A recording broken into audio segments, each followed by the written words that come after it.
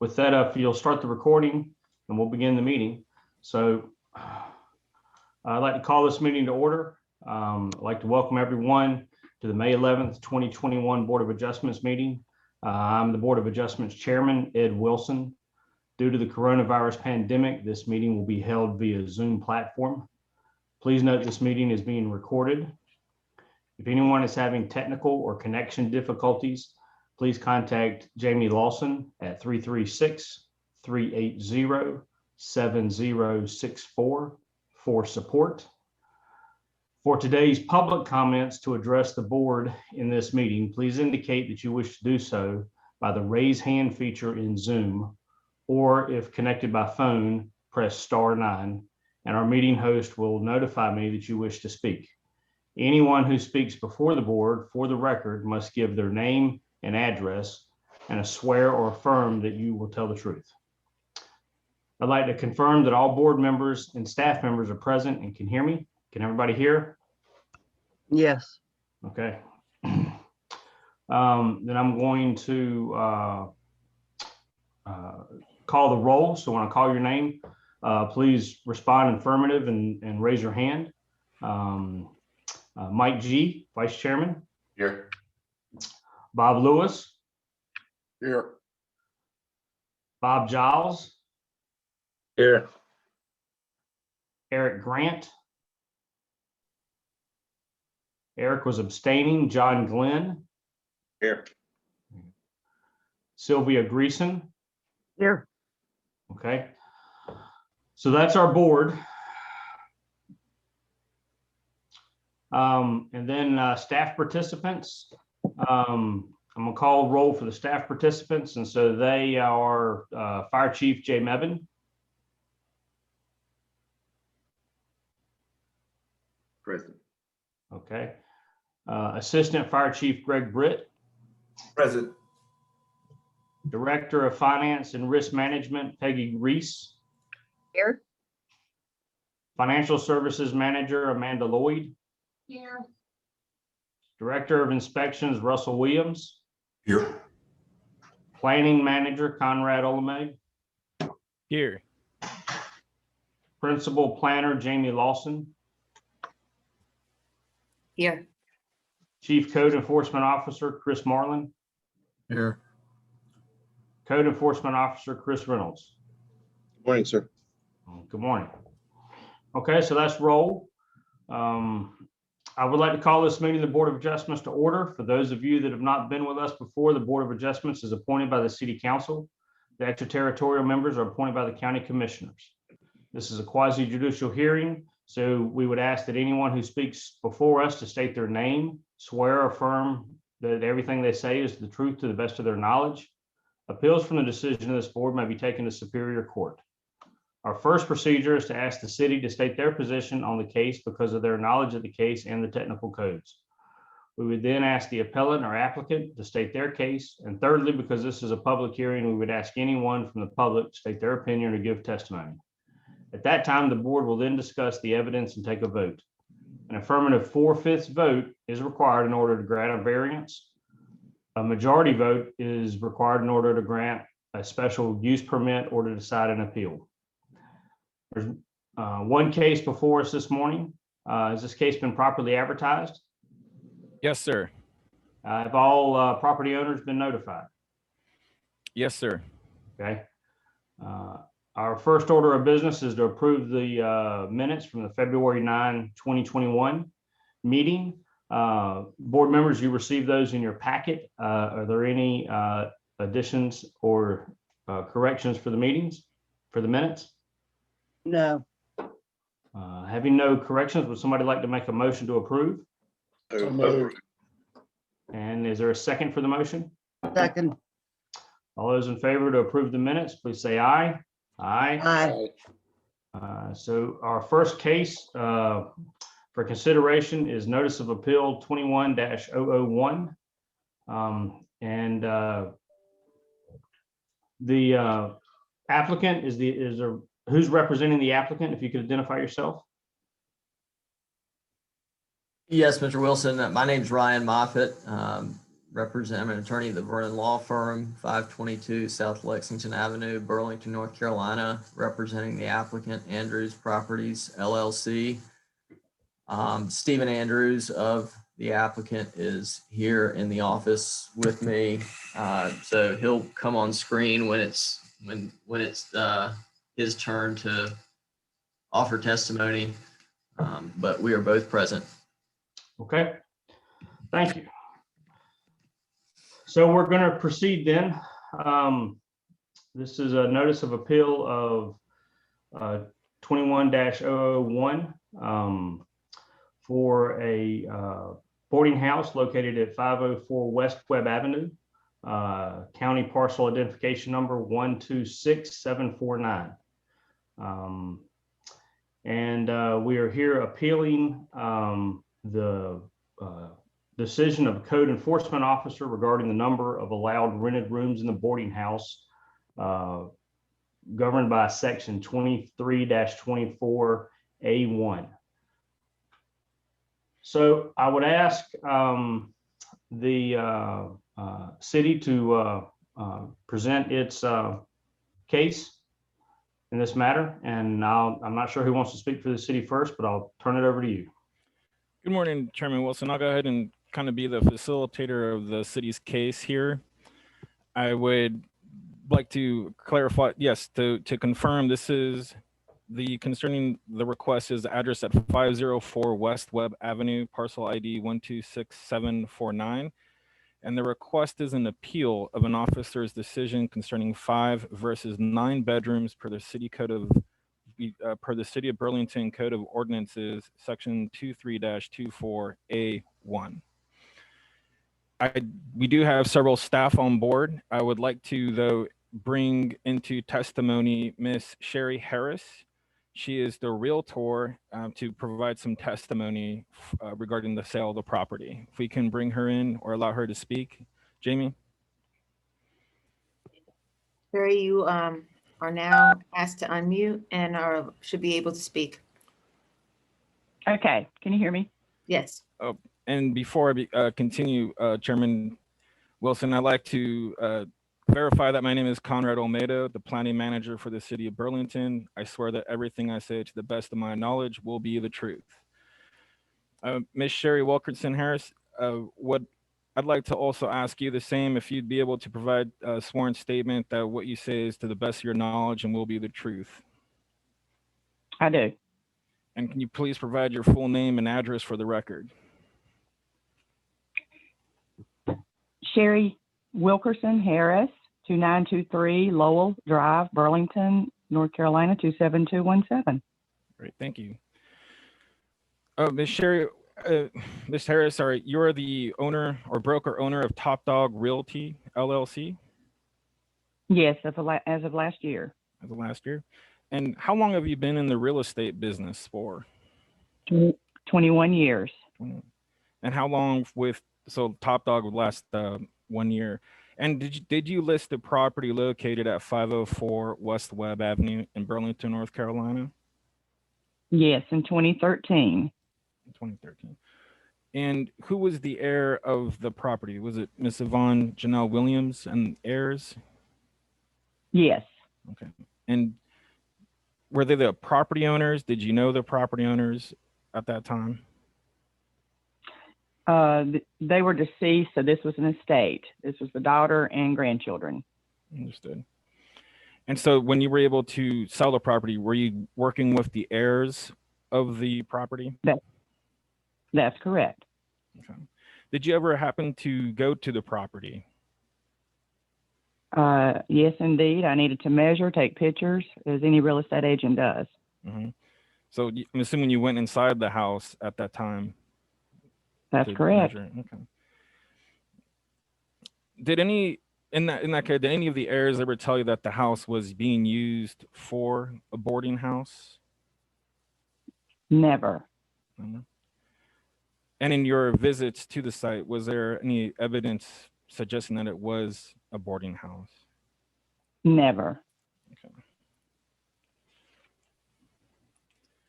And if I may submit a The MLS listing was provided by Ms. Harris. I'd like to submit that as evidence here. If I can, I'll populate this and share my screen for the board to consider.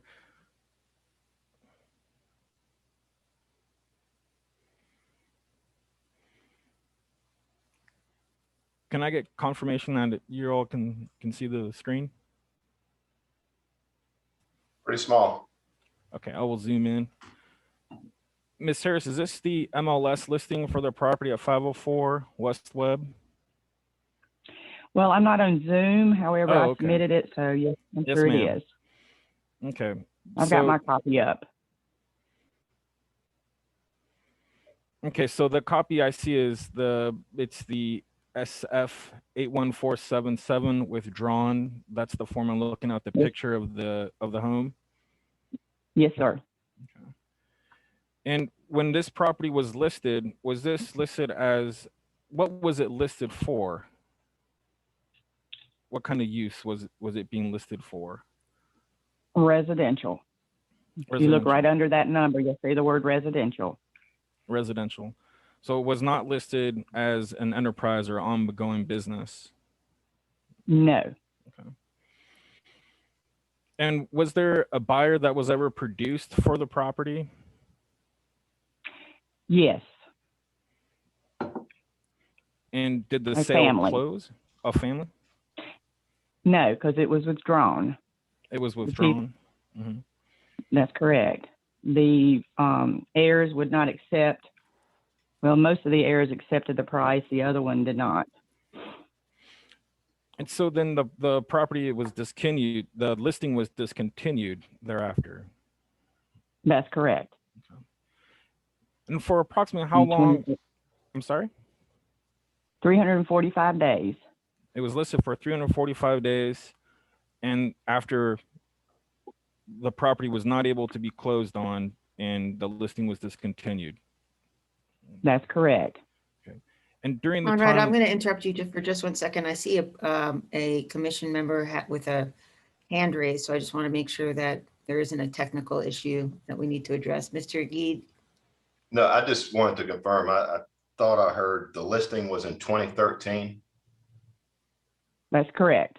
Thank you. Sorry about that. Discontinued thank you. 10/30/2014. And during the time that the property was listed, was it ever used as a boarding house?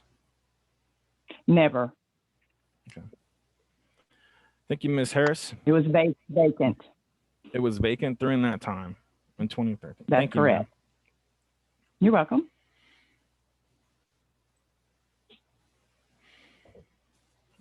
The next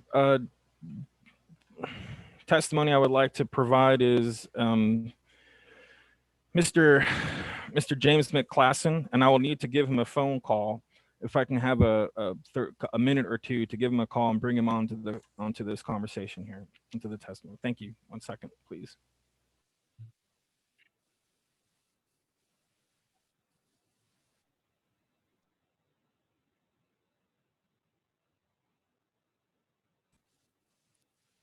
While Conrad is getting him on the call, I also see Ryan Moffett with his hand raised. Do you have a question, sir? Yes, ma'am. Just confirming that we do have the opportunity for cross-examination. Yes, you do. Yes, you will. Thank you. Is that at the end of each witness or at the end of all of the witness of the city's case? We typically let the city present its case in entirely and then give you an opportunity to present your case. And so you should be able to recall anybody that testifies during this section of it. Great. Thank you very much. And present additional evidence. Thank you. Yes.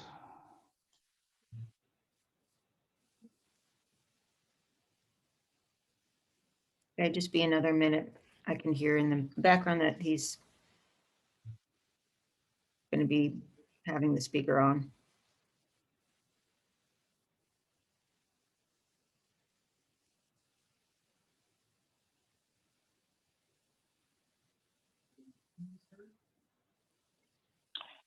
So am I done? Can I go enjoy my vacation now? Ms. Harris, I think we need you to stick around.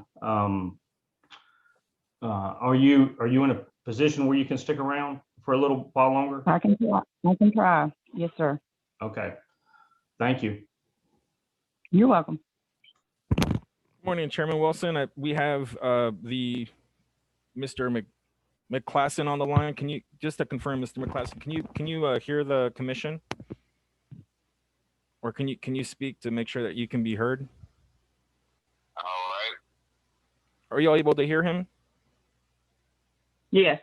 Okay. Yes. Okay, Mr. McClassen, let's see. McCaffrey. McClassen? It's McCaslin. No McCafflin. L after the C. McCaslin. McCaffrey. Okay, McCafflin. Mr. McClafflin, can you state your name and address for the record?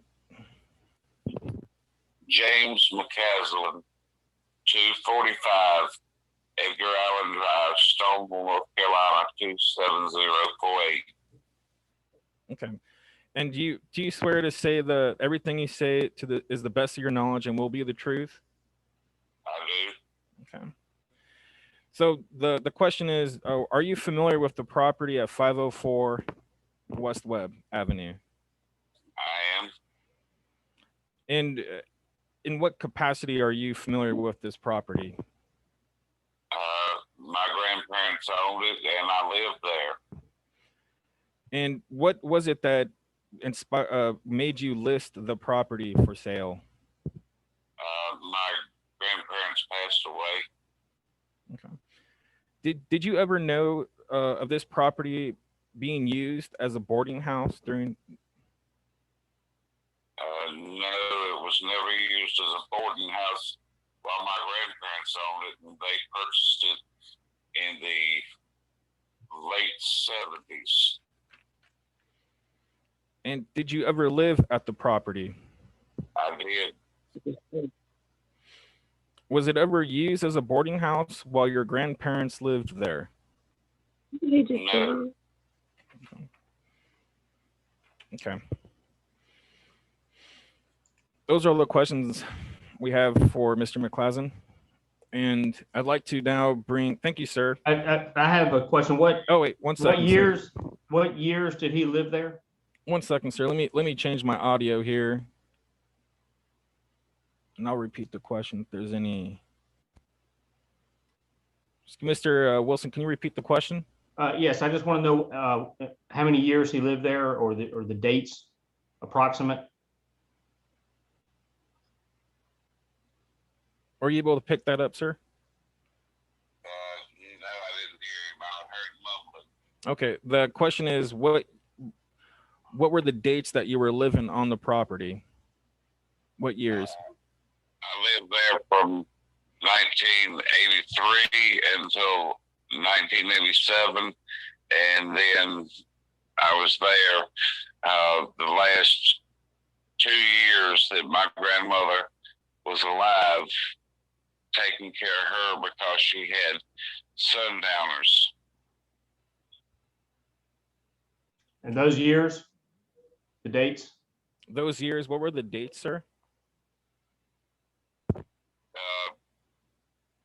That would have been 1983 and approximately June to about 1987. I'm not sure which month. And then I would say it would have been in 2012 till 2014, roughly, when my grandmother died. Thank you. Thank you, sir.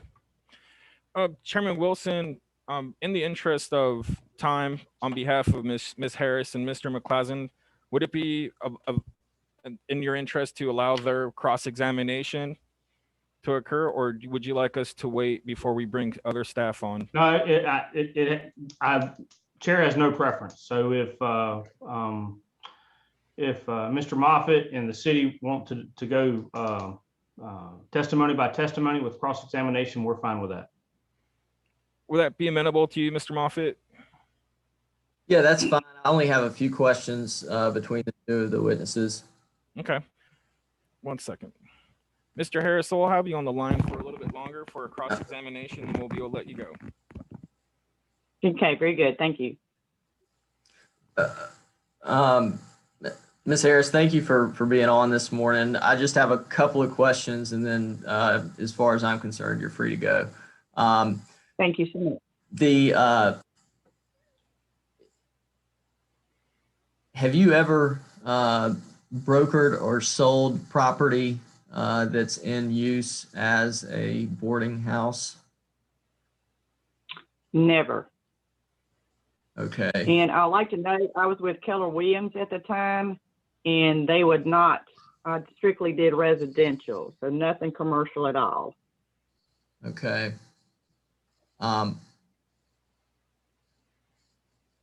If there had been a history of that property's use as a boarding house, is that something you would have advertised in the listing? Well, not me. One of our commercial agents would have done that. Yes, they would have. Can we pull the MLS listing back up, please? Conrad, do you have that?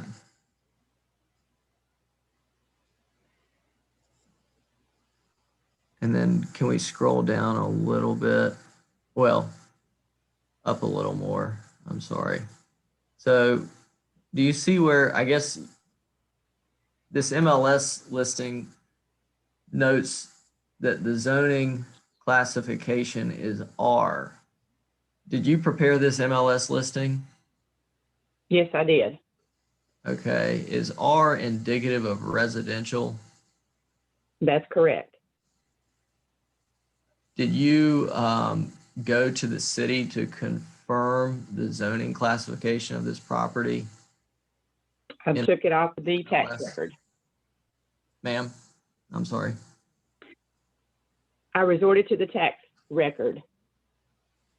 Okay. Are you aware that this property has always been zoned for an office institutional district? Yes, I believe so, which is why I put it was zone commercial / residential. Okay. All right. Those are all the questions I've got for you, Ms. Harris. Thanks very much. Thank you.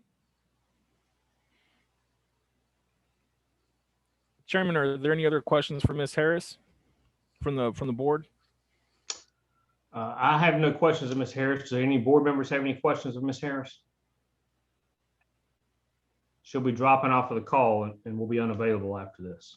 Ms. Harris, in the Yes. listing here, you say it's only 2 stories, and it looks like there's an attic that has bedrooms in it. Was the attic It finished and done when you says in my listed it? comments, it's a large 3-level home. 3rd level is a fully floored attic. Okay, there were no rooms up there. No, sir, it's completely wide open. Thank you. Conrad, can you scroll You're down welcome. so we can see the bottom of the page? Thank you.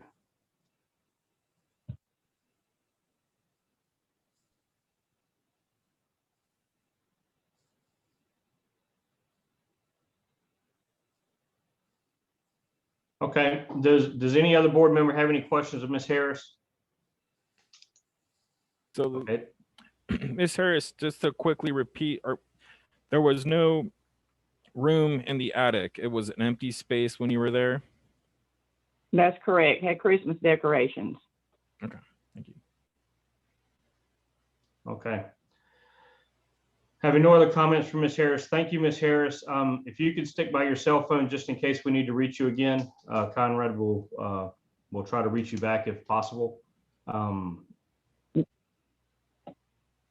Okay, very good. Thank you. Thank you. Bye-bye. And Conrad, you have a gentleman on the phone? Yes, still? sir. Okay. Let me go ahead and bring him on. Well, does anybody have any questions for the grandson of the owner? I just have a couple, but if board members do, I'll do. No, please go ahead, Mr. Moffett. Good morning, Mr. McCaslin. My name's Ryan Moffett. I represent Andrews Properties, the property owner, the current property owner in this appeal. I just have a couple of questions, maybe just one. Are you aware that your grandparents ever took people in that were not related to the family to live at the property over the course of their ownership? The property was a residence for my grandparents. They never had anything other than like a normal family company come visit and then leave. Okay. Thank you very much. Do any board members have any Actually, follow-up questions? can I follow up? Please. Mr. McCaslin, when you were not living at the subject property, other than the 1983 through 1987 stretch and the 2012 through 2014 stretch, where did you reside otherwise? At my residence in Eden, North Carolina in that time, and then after I sold that property, I was in Stoneville. Okay, so you were in Eden and Stoneville during those times that you were not at the subject property, correct? Right, but I was up there anywhere from 2 to 4 days a week, depending on what year it was.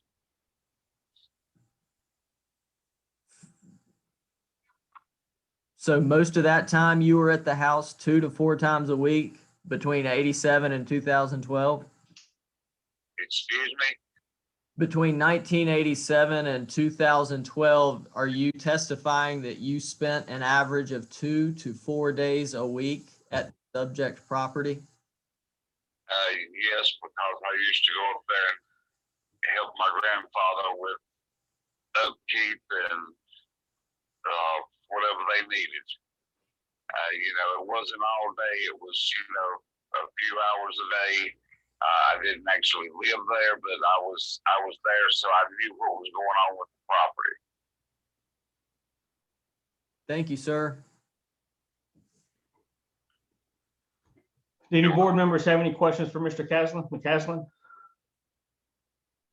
Okay, Conrad, I think you can dismiss him. Okay. Mr. McCaslin?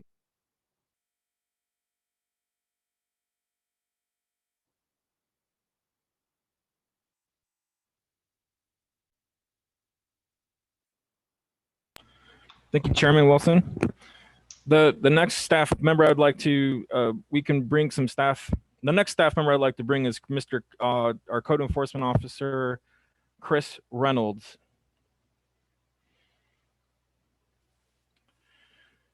And let's see. Chris, are you here? Morning. Yep, I'm here. Okay. Everything I say is to the best of my knowledge, the truth. Thank you. And I'd like to share an email just for Mr. Reynolds, Officer Reynolds, that confirmed that this email is from Word Properties. Yes. That was received on January 21st, 2021. And this email indicates that the company had an intent to have this as a coffee house. Is that correct? That is correct. And the coffee house, though, was not a viable business option for the property owner at that time, it seems. It was due to the location of the property. Location. And so it was not in operation as a boarding house at that time. According to the conversation that I had with Pattersons of Word Properties, it was vacant the entire time that they owned it, and it was not a boarding house. They just did some repairs to the interior.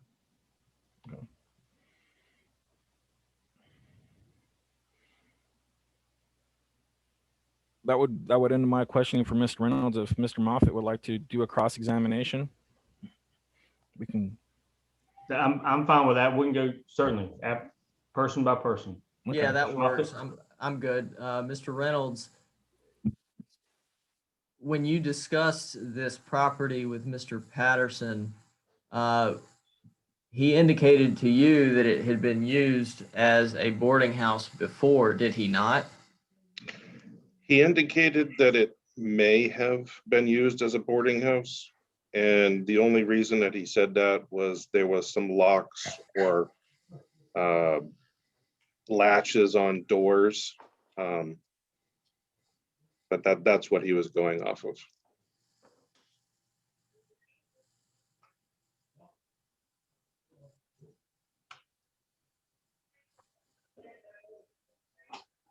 Okay, give me a minute. I'm just reading this one for the first time.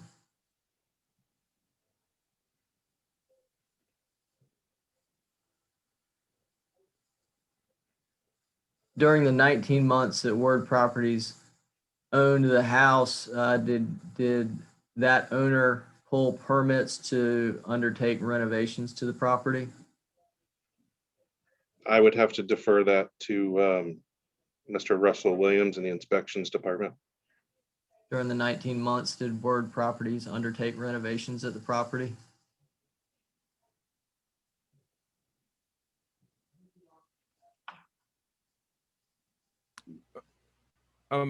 Russell, are you asking? Well, I'm sorry, I'm Mr. asking Moffett. Mr. Reynolds. I'll ask the permit question to Mr. Williams. I'm just asking Mr. Reynolds if during the 19 months that Word Properties owned it, did Mr. Patterson share with you that he undertook renovations to the property? Mr. Patterson did say that he did some renovations inside. With regards to any permitting, I can't speak on that. You'd have to defer that to the inspections department. Okay, thank you.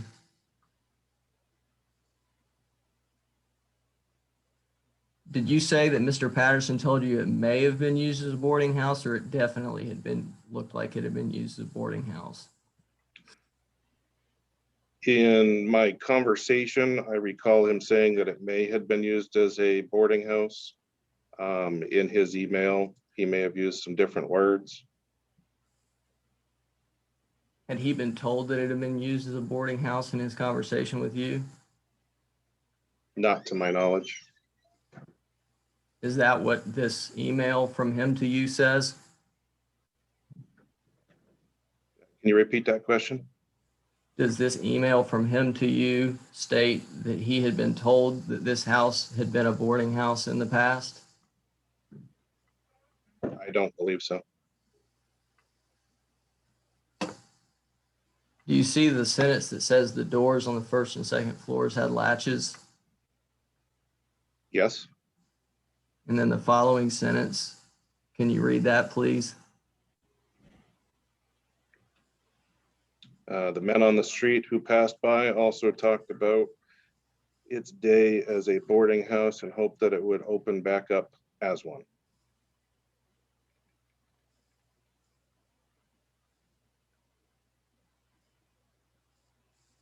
Okay, that's all the questions I have for Mr. Reynolds. Thank you, Mr. Moffett. I think in terms of procedural, we let the city and the applicant present testimony, and then we close for deliberation among the board. So board members, as long as the people that are testifying and providing evidence are still available, we'll go through a round of questioning at the end of both presentations by the city and then by Mr. Moffett. So I'm gonna hold off on questions now of Mr. Reynolds by the board. So Conrad, if you'd like to continue. Yes, sir. Thank you. I'd like to call Chief Code Enforcement Officer Chris Marland. Hello, board. I'm having issues with my camera. I'm here. I swear to the best of my ability the testimony I'm about to give to be the truth. Thank you, Chris. Good to see you. I know when we had started this from a complaint from the fire department, it was apparent that was being used as a boarding house, and that's when a lot of our investigation began on when it would become a boarding house. One of the issues we looked at was a Realtor.com posting online. I think you guys received that in part of the packet. Also in that, we looked at the water billing and how much water usage was done through the time that Word Properties owned it. And basically we got that from our own water department. And what it showed was there was basically no usage at that time. Water usage spiked once Andrews Properties owned it. But everything that we could determine was that it had not been used as a boarding house during the time that Word Properties owned it.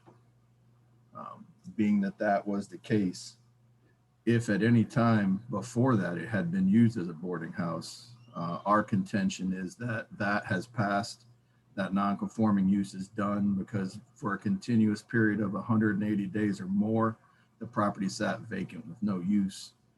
Therefore, the property now has to comply with the code as of today,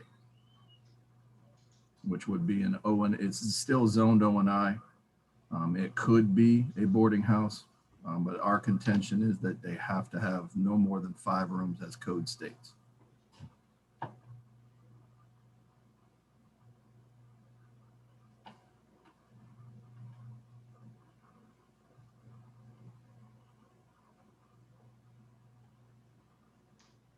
Where is the 180 days of continuous use? Where is that stated?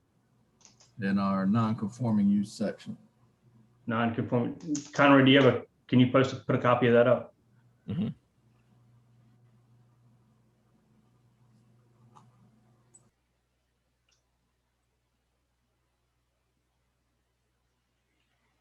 And Chris, you said a complaint from the fire department about when did you receive that complaint and start your investigation until you issued a finding, I guess?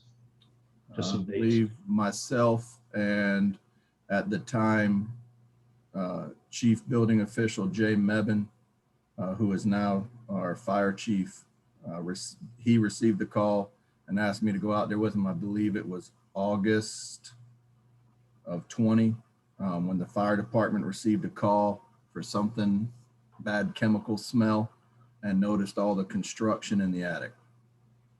They contacted, again, at the time, Chief Building Official Jay Mebin, who contacted me. Myself and Jay Mebin visited the property and noticed what was going on, and believe that was August of 20. Okay. We then began to make contact with the owners. You know, some back and forth happened to when we could get at the property with them. The case was from myself turned over to the officer who was in charge of that area, Officer Chris Reynolds, who again made contact to get into the property to see what exactly was going on. At that time, there was some confusion between city and property ownership to where Ryan Moffitt and David Huffman were asked to step in and kind of mediate the meetings that we were having.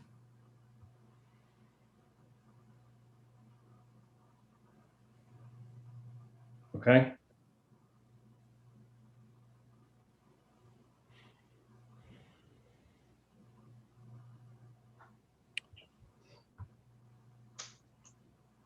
Chairman Wilson, we do have other staff on standby that are available to provide further expertise or expert material if there are any questions from the board. But I'd like to offer Mr. Moffitt an opportunity to cross-examine Chris Marlin, our Chief and Code Enforcement Officer. Before he does, could you read the Chapter 9 nonconformities Yes, sir. for the record? For the record, Chapter 9.2 F1 of the Unified Development Ordinance of the City of Burlington states, in the event a nonconforming use is discontinued or abandoned for a period of more than 180 consecutive days, The nonconforming use may only be replaced by use permitted in the district where located.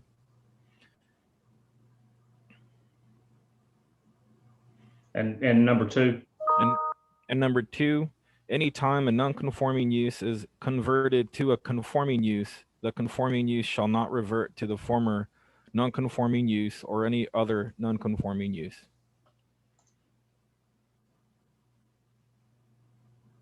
thank you. Mr. Moffett, if you would like to cross-examine.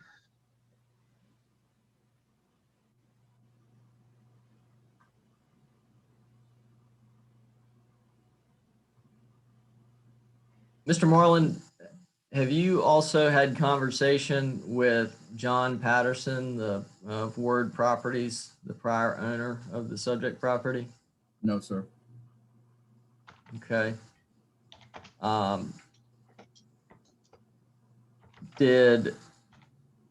Was it your understanding that he has only spoken with Officer Reynolds?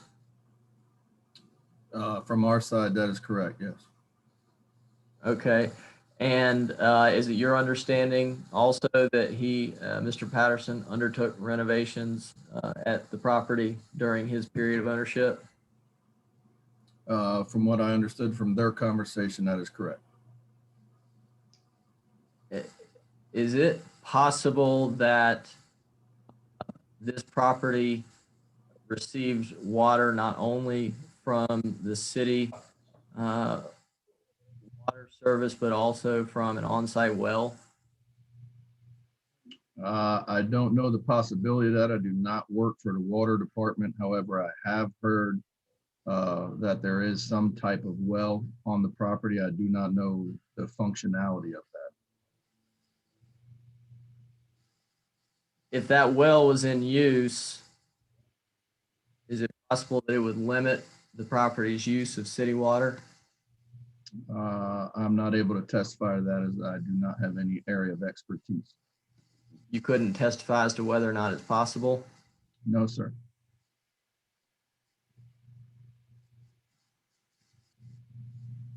I do not know the functionality of how a city water supplied system and a well supplied system could feed a house at the same time.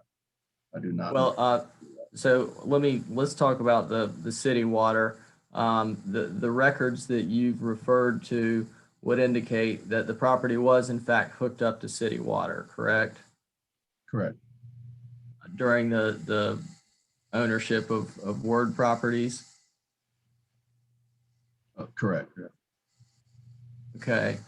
And so during the ownership period that Word Properties had the property,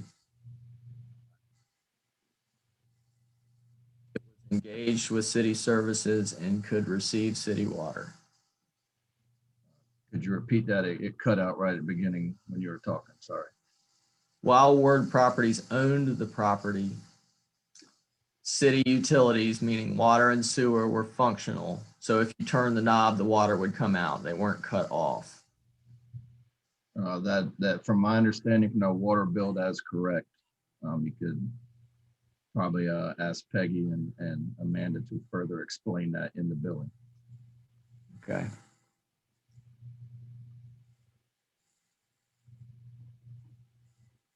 During the time that Word Properties owned the property, did you ever inspect the property on the inside?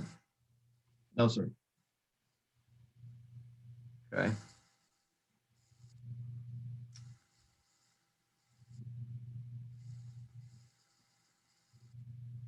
So you don't know if, in fact, the property was occupied or not? No, sir.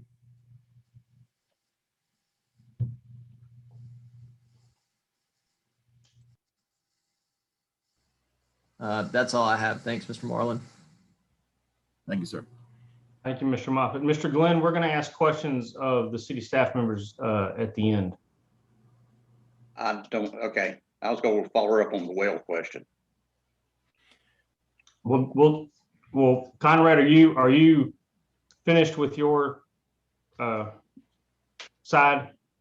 I believe I can Since there's been discussion of the well and city water, if I can call Ms. Peggy Reese, our Director of Finance and Risk Management, to comment on the water billing, and as well as our Finance Services Manager, Amanda Lloyd. And this is the water billing expert, billing. Tracy, Amanda. Right, Amanda stepped away for a moment. She'll be right back.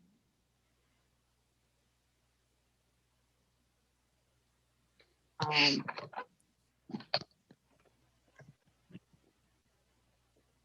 the meantime, I am Peggy Reese, and I am the Director of Finance for the City of Burlington, and I am over Amanda, who is over the water billing. Amanda's here now. Great. For both Ms. Reese and Ms. Lloyd, if you all can please state your name for the record and indicate that what you say to the best of your ability and knowledge will be the truth. Amanda Lloyd, and I do. Peggy Reese, and I do. Thank you. So the question is, can a city property be connected both to municipal water and also a well at the same time? I would have no idea of that. I just know that it is connected to city water. Wells are generally inspected and done all that through environmental health at the county. Okay. And the water billing here, can you walk us through how it demonstrates that the property has been vacant or was not occupied due to water usage? Well, you don't really have a screenshot of that, but I had given, I think, Reynolds some other screenshots. Which one is it right here? I've got 4 pages. So there's a consumption one that I had given him. Can you see that one where it's got all the zeros? Is that all you have?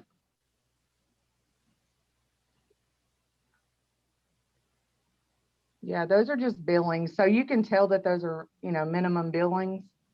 So there would have been no consumption.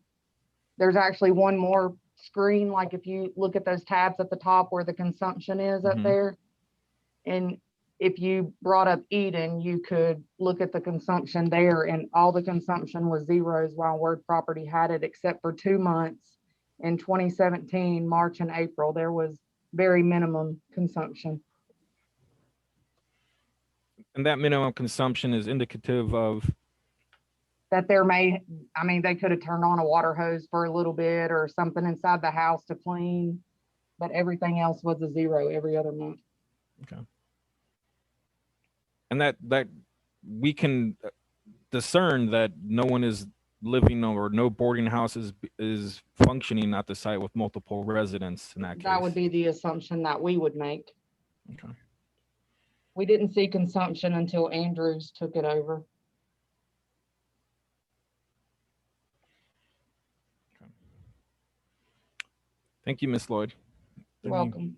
Is this also on city, on sewer, or does it have a septic tank, or is it connected to city sewer? No, it's water and sewer, I do believe, yeah. Okay. Thank you. You're welcome. Conrad, if you go back to that first screen where it said Stephen Andrews, you can see down there the services that it has. Do you see that, Mr. Moffitt? Water, residential inside, sewer, residential inside, recycling, solid waste, stormwater fees. Under charges explanation. Okay. Those are all the services that are connected to that address.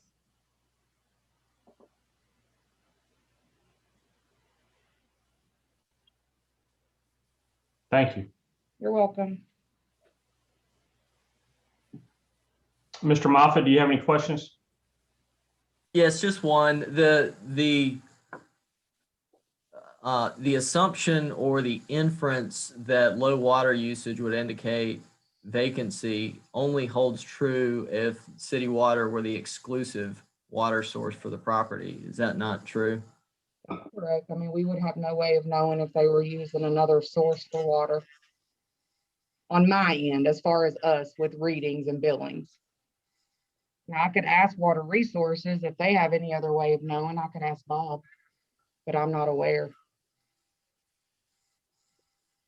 That's all I have. Thank you all. And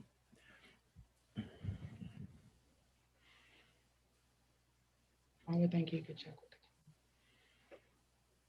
them. See if there's an active well there. for a point of clarification, is it also sewer rates that also can indicate whether or not someone is living at the home? Sewer is based off of the water consumption, so no, there's not a separate line for sewer that goes out of the home. Okay, thank you. Not a separate meter Right, that reads the sewer usage. Sewer is billed based on the water uh, consumption. the water consumption. Okay, thank you.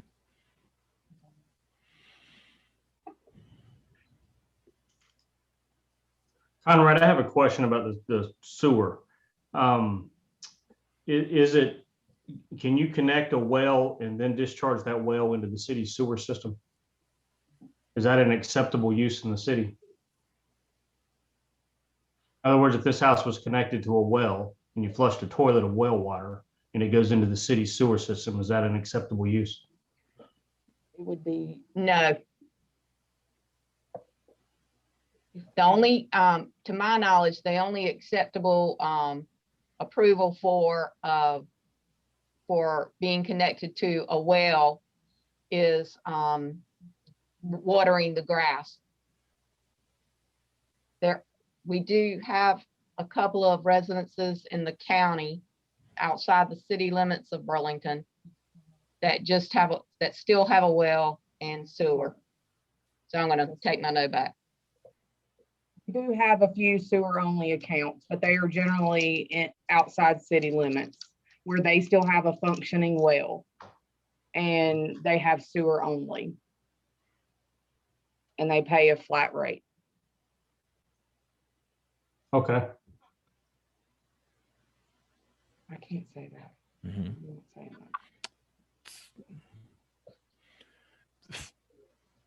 that. Okay. Thank you, Conrad. If you want to continue with your. Good. Thank you, Chairman Wilson. So the next staff person I'd like to bring forward is Assistant Chief Greg Britt.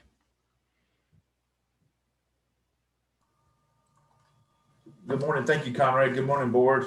My name is Greg Britt. I'm the Assistant Fire Chief, Fire Marshal for the City of Burlington. Address 215 South Church Street, Burlington, North Carolina, 27215. Thank you, Mr. Britt. Chief Britt, is it customary for boarding homes in the city of Burlington to have fire inspections? Yes, sir. They're classified as an R3 occupancy and required by the state fire code to be inspected annually. Have there been any fire inspections held for 504 West Webb? No, Excuse sir. me, Mr. Almeida. Yes, sir. Assistant Chief Britt, if we could ask him to affirm that what he's going to say is true to the best of his knowledge. Oh, yes, sir. Sorry, Yes, as a sir. sworn off. Everything I'm about to state is, to the best of my knowledge, is the truth. Thank you. Thank you. So to reconfirm, sir, the Chief Britt, the fire department regulates or has inspections of boarding homes in the city of Burlington? Yes, sir, that is correct. And they're classified as an R3, which is required by the state of North Carolina to be inspected annually. Okay. And have there been any fire inspections held for the property at 504 West Webb for a boarding home? No, sir, we have no record on file. Okay. Is it possible that a boarding home operate without a permit? And how does that play out if they're not operating? Do y'all come in and get that taken care of? Like, what does that look like? Yes, that is possible. That it slides under the radar and someone operates a boarding home without an annual fire inspection. So that could be possible. In 2008, the Department Fire Prevention Bureau went out, made a list of all known boarding homes so we could enter them into computer, our database, and keep them on file and record. 504 West Webb was never entered. I'm sorry, could you repeat how many years has the fire department been monitoring and inspecting boarding homes? for as long as the fire code has been going on, but we did identify in 2008, and I believe it was 2008, that we had some that were out there that we were not inspecting. So we went out, made a list of all of them, entered them into our database so we would know where they were at and started inspecting them. Most cases, when someone starts a boarding home, they come to the fire department, give us the address, contact information, and we can enter it, and then we start doing the annual inspections. Can you provide the date or the relative area or time when the current property owner requested a fire inspection for the property at 504 West Webb for a boarding home? Yeah, we never were contacted by the Andrews or anyone else about 504 West Webb about this being a boarding home. The way we identified this property, May 14th, 2020, our fire units were dispatched to a fire investigation at this address. When units arrived on the scene, the occupant stated that they had a strong odor, unknown odor inside the structure. Our crews made entry into the structure, first, second floor. When they got to the second floor, they started smelling a strong odor of ammonia or paint or stain. They weren't sure. They found an access point, a narrow stairwell leading to the third floor, where they identified construction in their eyes, construction being done on the third floor, the attic area. In this area, they had several rooms constructed, and it appeared that they were painting and staining floors. Door frames were up with no hardware on the doors. That was identified in the narrative by the company officer. So they determined this area being constructed. So they were like, felt it was uneasy and wasn't sure about it. Noticed insulation and paint being stored in one room. So that's when they contacted myself, the on-call investigator inspector, and the chief building inspector at the time, Jay Mebane. All right, thank you.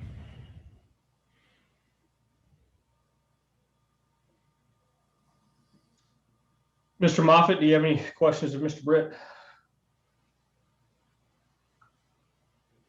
Yes, sir. Chief Britt, at that time, what was the occupancy level that the responding officers would have determined the property to have?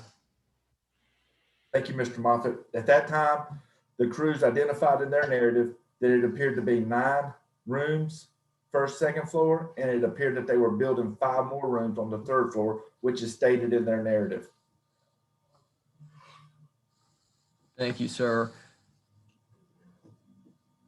As of this year, have you and the fire department been informed that there is no occupancy on the third floor of the subject property?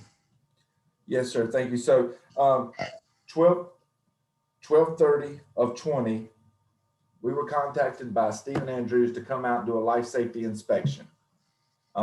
At this time, we knew we had ongoing issues from August on with code enforcements. So we met with building code and myself went out to conduct a life safety inspection. At that time, we noticed several issues that we identified to Stephen, and then went to the third floor, immediately knew that it was unpermitted construction. And he advised then that it would be out within the following week. That all construction, it would be returned back to its original use. That was 12/30 of 2020. We followed up at 1/12/2021, 1/21/2021, and 3/25 of 2021, and the stuff has never been removed out of the third floor. Construction was identified as a fire hazard, is that correct? That is correct. Did the property owners take any measures on the third floor to address the purported hazard? Yeah, I think the construction there. I think I understand where you're going with that.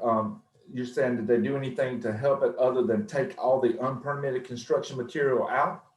Is that what you're saying? Are you leaning towards the application of a fire retardant? Yes, sir. Did they address the yes?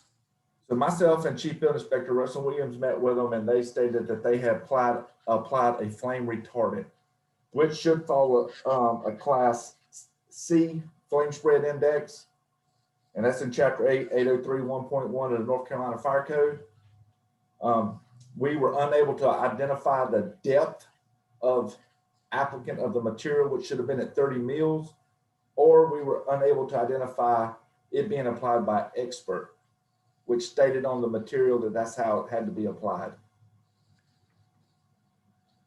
And so in your experience and in the practice of conducting fire inspections, what is the method for determining the depth of the application of fire retardant? Say it was another property and fire retardant had been applied.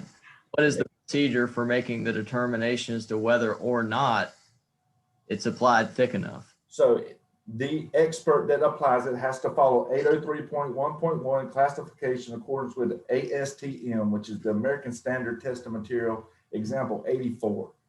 They have to follow a Class C, which is an R3 occupancy flame spread index at 76 to 200 and smoke developed to 0 to 450. So they have to have documentation that it has met this criteria by an expert. That information has to be delivered to myself and the building inspector. And what is considered to be an expert for purposes of applying flame retardant material to any kind of structure? Go ahead, repeat that again, Mr. Moffitt. Who would be considered an expert? There are only a limited number of individuals, you're saying, that can apply this material, this product to a structure? I think I'll refer that to the chief building inspector because he has the handout that was given by the Andrews. They handed him the information, so he has that documentation. So I'll let Russell speak on that one. Russell Williams, chief building inspector. So they did turn over documentation about the application of this to the city, is your understanding? To the chief building inspector, yes, Russell Williams. Okay, thank you. And I've just got one quick correction. It was 2014 when the fire department went out and made the list of boarding houses in the city. 2014, not 2008.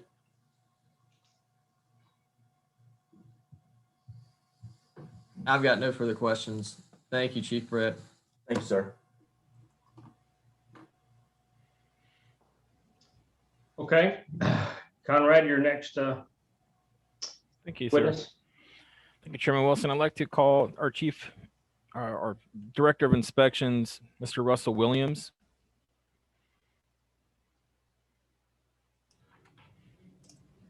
Hello, my name is Russell Williams. I am the Director of Inspections for the City of Burlington. I'm here at 425 South Lexington Avenue here in Burlington. And I do attest and affirm that everything that I say is true to the best of my knowledge. Right. Director of Inspections, Williams, to confirm, have there been any permits for construction issued recently or in the last year, the last time frame for the property at 504 West Webb? The answer to that is no. There have been some permits that were issued going back to 2018, but those permits were for replacements of the HVAC systems that serve the home. Okay. And so no indication, no permits were any permits issued for the third floor attic space? No, there weren't. There were no permits that with the scope of work involved reconfiguring or modifying the space on the third floor. Okay.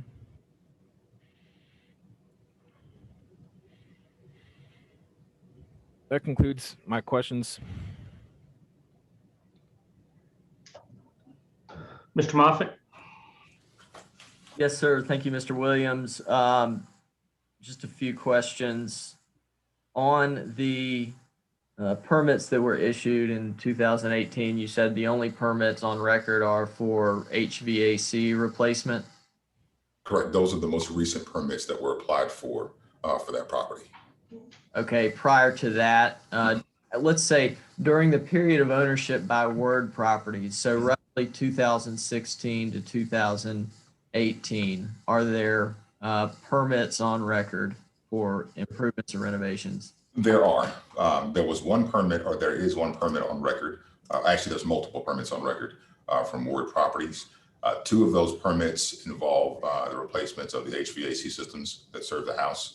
And there was one permit that was applied for back in 2017 that just says interior renovations, but it doesn't specify where the work took place. But that was a permit that was applied for back in our old permitting system. And in conversation with two of the building inspectors who work with the city, they do not recall there ever being any work done on the third floor at any time that was applied for. Is that unusual for a permit to be as vague as that is and to not indicate where the work is being done? Sometimes permits, scopes of work can be vague, so not necessarily unusual. Is it fair to say that description would not be conclusive about where specifically within the building the improvements were being made? Well, in conversation with the building inspectors who did the inspections, they recall that work involved the addition of a bathroom on the second floor of the house. And so there were plumbing and mechanical permits associated with that work, but they have both stated that during the time they were there performing inspections, there was no work being performed on the third floor of that building. Thank you very much, Mr. Williams. Those are all the questions I have for you. Okay, Conrad, if you'd like to continue. Yes, sir. I'd like to bring back our final person here. Once again, to bring back our Chief Code Enforcement Officer, Chris Marland.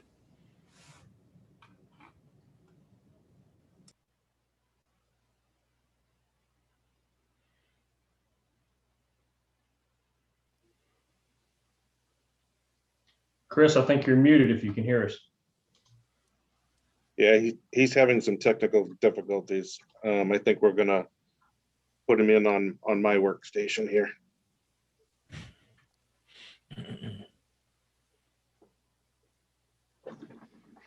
Hey, sorry about that. I just wanted to reiterate, in 2014, we were tasked to go along with the what Chief Britt was saying. In 2014, we were tasked to go along with the police department to 40 known boarding house locations within the city and inspect all of those for compliance with the boarding house ordinance. And we kept a large book of every one of those that we went to. 504 West Webb was not on that list in 2014 to do inspections of any of the known boarding houses. One of the ways we got the list was calls for service from the fire department and from the police department regarding boarding houses. So in 2014, this property was not on the list of any known boarding houses within the city.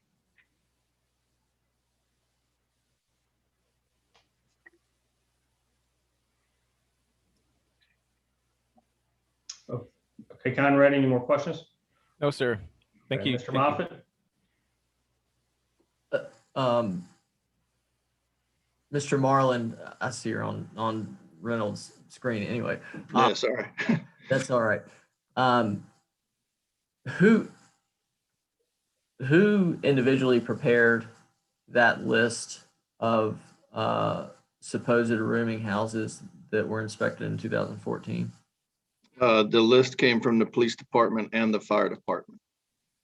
So it was a collaborative list? Correct.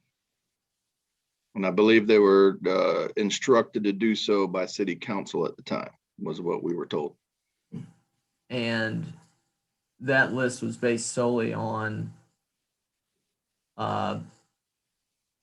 indicators like service calls. Calls for service from the police department and known boarding houses from the fire department. is there anywhere in the Code of Ordinances a requirement of property owners to register with the city?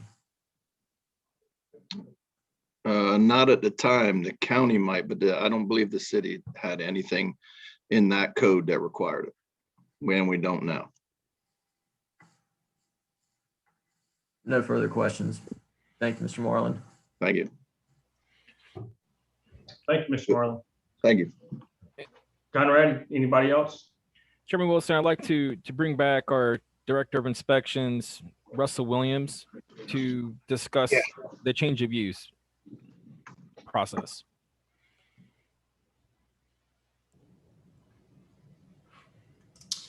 So yes, one thing I would like to make clear is that the inspections department does not recognize this building as a boarding house. The reason that we don't is because the building was CO'd, or the certificate of occupancy was issued for this home when it was constructed as a single family dwelling.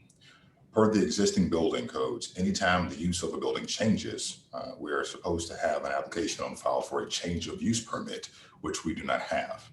So at the moment, the building is not recognized as a boarding house because the owners of the building, either the Andrews brothers or the previous owners, had never come into our department and applied for a change of use permit to have this building converted from a single family dwelling to a boarding house.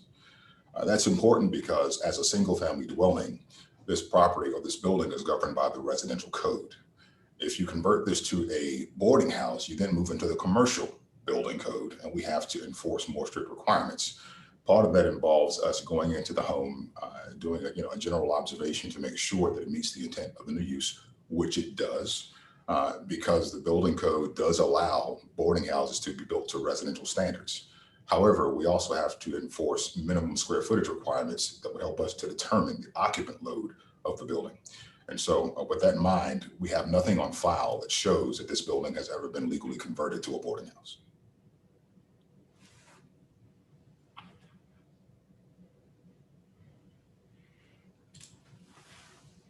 Thank you, Chairman Wilson. Thank you, Mr. Williams. Mr. Moffett? Mr. Williams, when did the requirement to seek a change of use permit come about at the city of Burlington or in the building code? That's been in the code for quite a while.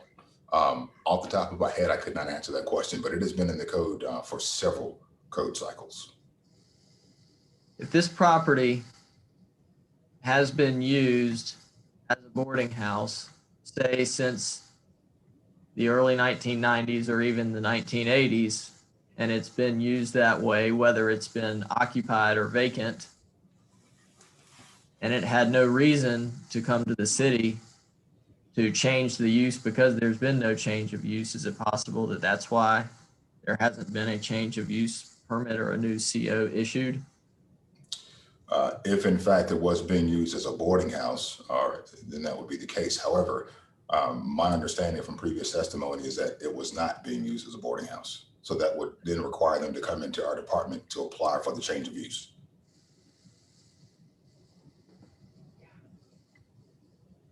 Thank you very much, Mr. Williams.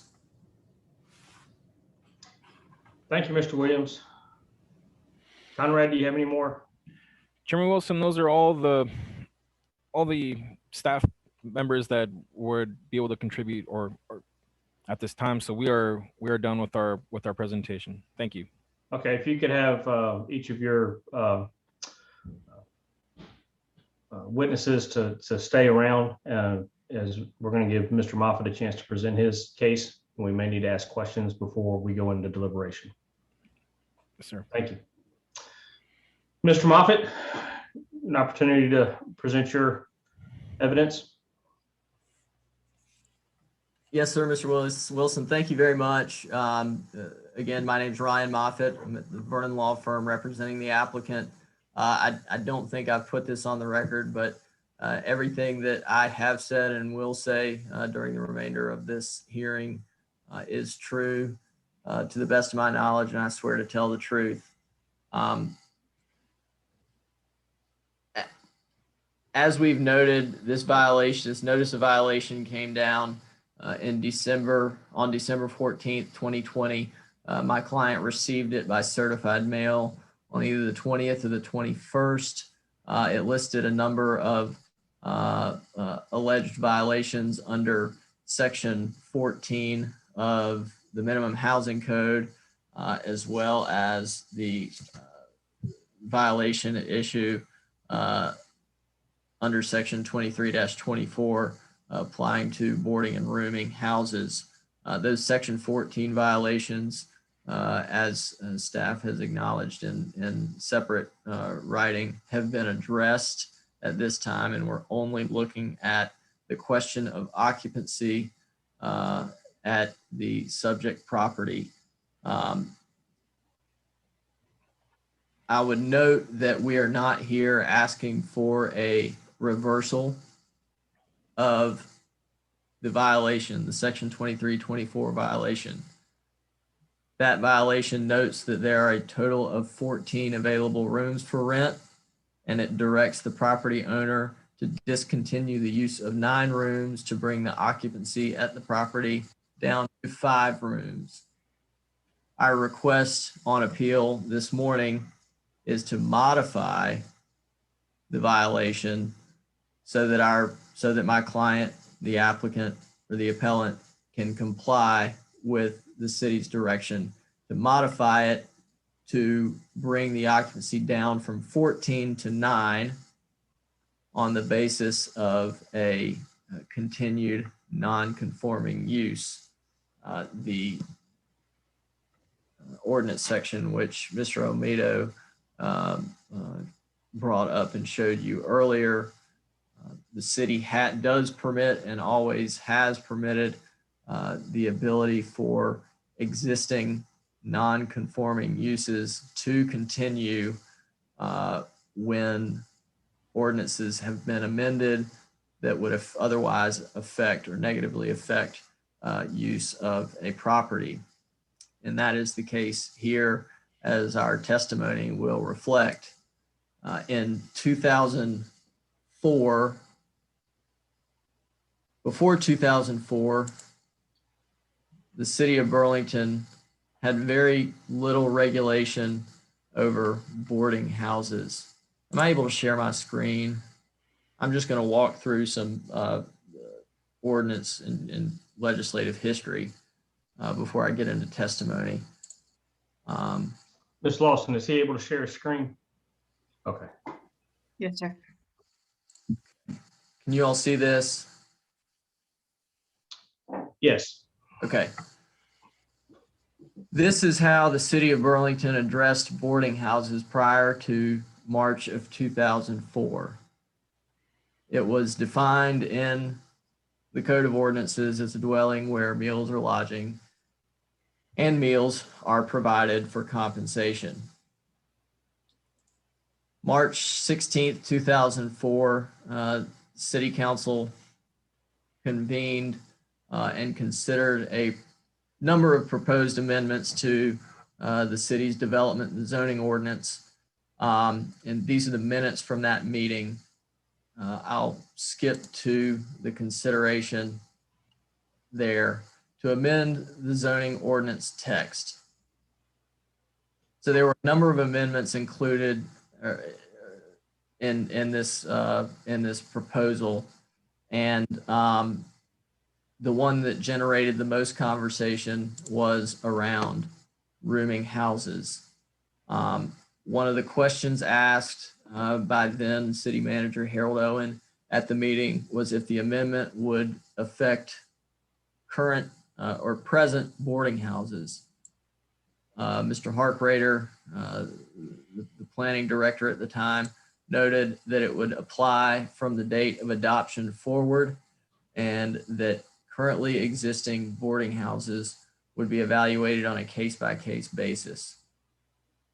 The amendment was adopted, and that is how we came to the current definition of boarding houses and it included the imposition of a 5-person or a 5-room occupancy limit. That limit persists today. I will note that the subject property is zoned office institutional. It's been zoned office institutional for as long as the applicant can remember, well back into the 90s, and it remains zoned office institutional today. And office institutional zoning does allow boarding houses as a permitted use. It did pre-2004, and it continues to today. Currently, boarding houses are regulated in the Code of Ordinances in section 2324, but it also cross-references the amended ordinance that we have today in the Unified Development Ordinance. And it's obviously subject to use specific standards, which mirror the 2004 amendment. And then, of course, the city does recognize continued permitted non-conforming uses. Our position on appeal is that the property at 504 West Webb Avenue has continuously operated and been used for a boarding house since the 90s and probably into the 80s. It was used for a boarding house. I would note that when the board considers whether or not there has been a discontinuation of use of a non-conforming use for purposes of deciding whether or not a grandfathered or permitted non-conforming use has been forfeited, I would just note there are several appeals courts decisions here in North Carolina that address how discontinuation is to be considered. The first case I'm just going to show you an image of. This is the Court of Appeals opinion in Flowery versus the City of Concord. This involved a duplex property, a attached multifamily home that was denied a certificate of occupancy because of the fact that it was in a zoning area where that use was no longer permitted, and because the property was vacated by tenants and renovations were undertaken, the city denied the application for a certificate of occupancy on the basis of forfeiture of the non-conforming use. And the applicant appealed to the trial court. Trial court overturned the decision. Court of Appeals affirmed that the continuing use had not been forfeited just because the property remained vacant.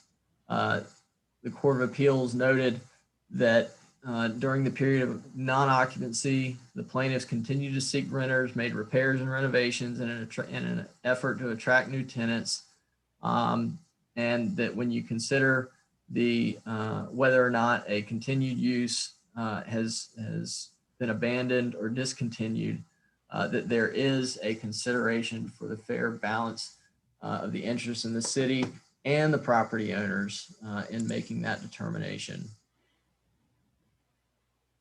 Similar situation in Southern Equipment Company versus Winstead. This is a ready-mix concrete operation that had a vested right in a non-conforming use when the zoning was changed because of economic conditions. This particular plant shut down, and the city, the town of Mount Olive, tried to claim that they lost their right to make that continuing use.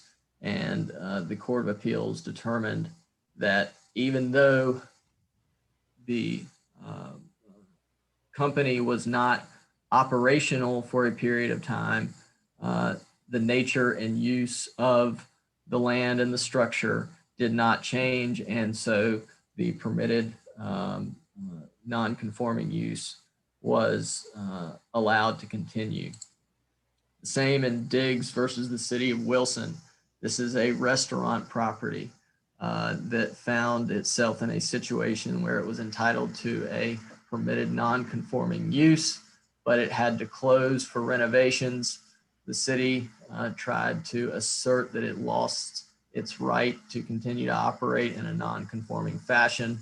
The Court of Appeals determined that the city had issued valid building permits for the purpose of the applicant to conduct renovations, and that by virtue of the renovations, it should not have forfeited its right to a continuing non-conforming use. The gist of this is in the subject property that vacancy alone does not render the continuing permitted non-conforming use to be forfeited. If the character of the property remained the same, if the ownership of the property continued to operate it and maintain it, renovate it, keep it in good condition for purposes of continuing the permitted non-conforming use, then the proper interpretation of the ordinance would be to keep that continuing right, that vested right, intact. So that's just to give a little legal context to the decision before you this morning and our position on it. And so with nothing more, I will go ahead and call Stephen Andrews as a witness to testify, and I'll put him on the screen.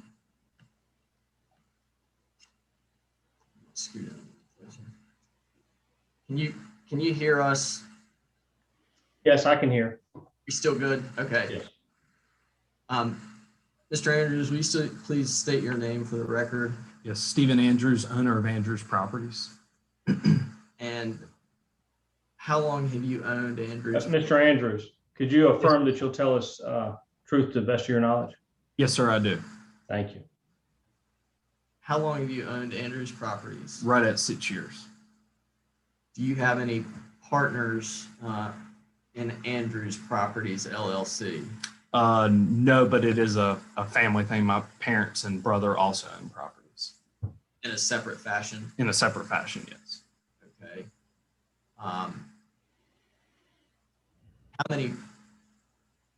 What is the business of Andrews Properties? So we're a rental agency, so we manage the properties that we own. Do you manage properties that you do not own I for do. other people? I do not.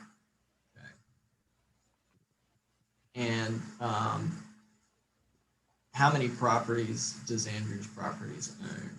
I personally own about 155 units between Alamance County and Rockingham. Prior to starting Andrews Properties, what did you do for a living? I was a retail store manager for Target. Okay. What drew you to the real estate business? I really enjoyed it. I took a real estate class in college and really kind of fell in love with it. And while I was at Target, I wanted some secondary income, and so started buying a property here and there, and really fell in love with it. I've already asked you how many properties you own? Yes, it was 155. 155, okay. What types of properties does that include? That includes single-family homes, duplexes, triplexes, quadplexes, rooming houses, and small apartments. Regionally, where are most of those properties located? The majority are here in Alamance County. Where do you own property in other counties? I own it in Rockingham County and Reedsville, the Eden area, and then a few properties in Gibsonville, which would be considered Gifford County. How many single occupancy unit properties do you own And by single occupancy unit, is that a fair characterization of a boarding house? I would consider a single occupancy as a single family home. Multifamily would be like a duplex, triplex, quadplex, or I would consider that room and house. It kind of depends on how you want to classify that. How many rooming houses do you Owns 6 here in Alamance County and own 1 in Rockingham County. Explain what is different about a boarding house or a rooming house from a single family home or an apartment property? So room and house, the main difference is, you have a house and you're renting out bedrooms to individuals, and they have a common area. So they have a common area, whether that's a bathroom, living room, and kitchen. Where a single family home, there's no common areas. You rent the whole property. What sorts of amenities, if any, or fixtures or furniture, if any, would be included in a boarding house rental rate? So boarding house, we include, is fully furnished. So it comes with a bed and a dresser. It either comes with Wi-Fi or Wi-Fi or cable. Majority of it is cable. We provide refrigerator and stove, microwave in the common areas, and then couches in the living rooms. Do any of your single family or multifamily properties come with those accommodations? Not with the furniture, refrigerator and stove as well.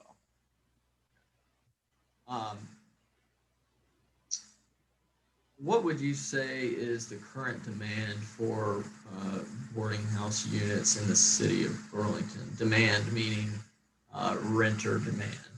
Renter demand is extremely high.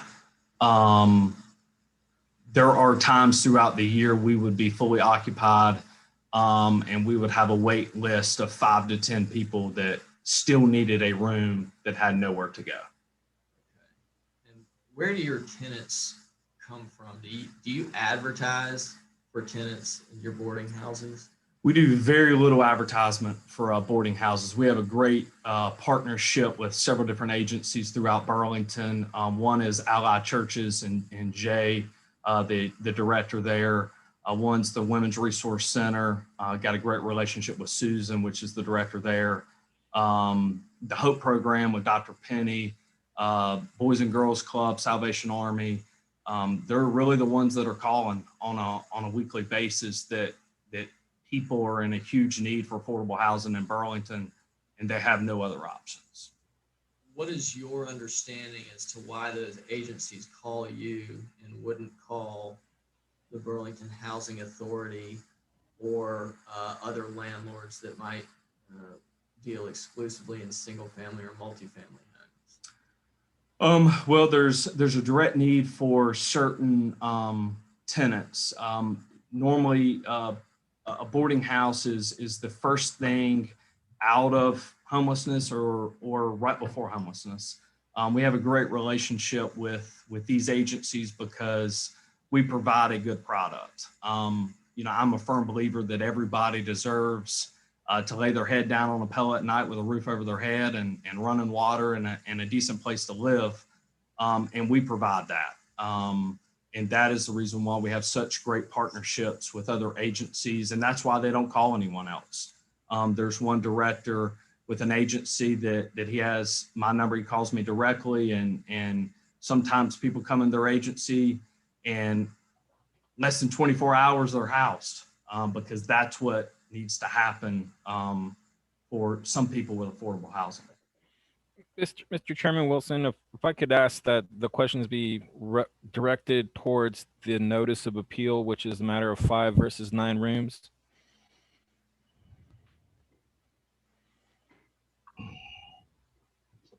For matters of relevance to the case at hand. You're asking why is it all the background relevant? I was just asking that the Mr. Moffitt's questions be directed towards the notice of appeal of his applicant. Mr. Moffett, are you acceptable to that? Chairman Wilson, I would say that we allowed Mr. Almeida room to run with his questioning, and we should not limit the pattern of questioning of the applicant.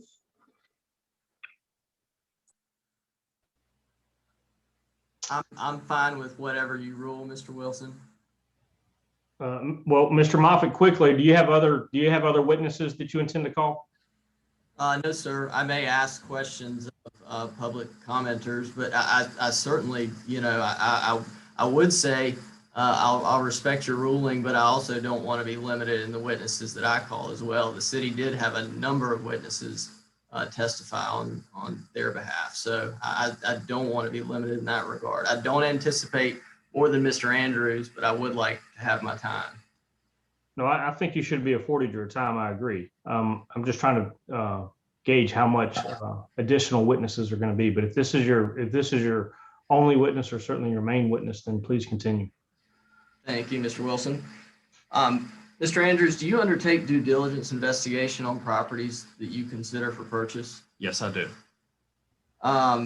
Does due diligence differ for boarding houses than from a single family or multifamily property?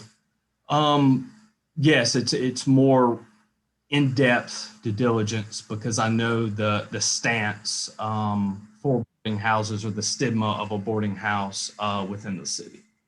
Okay. And so what do you do differently or additionally in your due diligence before you purchase a boarding house than you would from other property?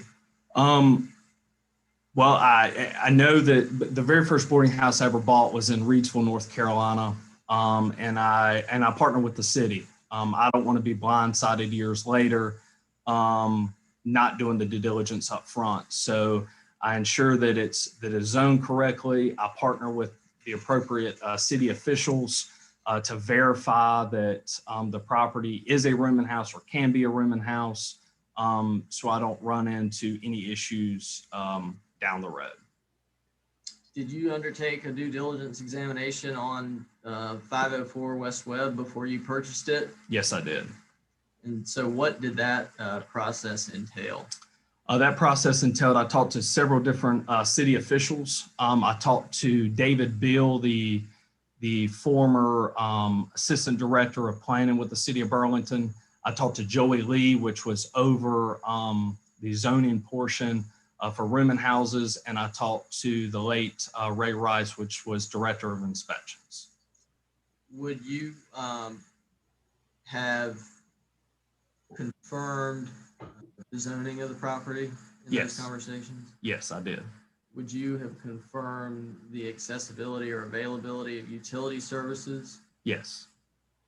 Would you have confirmed that the property, the water sources on the property? I would have. Were you aware that the property had access to city water? Yes. Were you aware that the property did have a well on site? Yes, I did. When you bought the property, have you ever made use of the well since you've owned the property? I personally did not make use of the well. And what is the current condition of the well? The well has now been filled in. Okay. Who other than folks at the city would you have spoken with prior to purchasing this property? Well, I spoke to the previous owner, Mr. Patterson with Word Properties. I had several conversations with him. He marketed it to me as a rooming house. He said that it had been a rooming house dating back into the 80s, and that he had conversations with city officials that would allow the continual use of a boarding house. Did you visit the property before you bought it? Yes, I did. Who did you visit it with? I visited with Mr. Patterson, the former owner. Can everyone see the screen, the document on the screen, I realized I never stopped sharing my screen. So Yes. I've marked that as Andrew's Exhibit A. Andrews, do you recognize that document? Yes, I do. And what is that? That is a zoning certificate the City of Burlington issued. It looks like January 28, 1988. To my knowledge, it is issued to rooming houses that operated in the City of Burlington as a zoning certificate.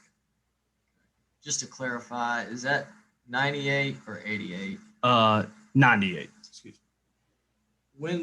When did you first, have you seen this before? Yes, I have. When did you first see this document? I saw it before I bought it. So it was actually in a box full of other stuff that was in the property. And when I was there viewing the property with Mr. John Patterson, we ran across this. Okay. And did you discuss the use in this fashion? Yes, I discussed it with him. He said all the discussions he had, not only with Joey Lee, but with also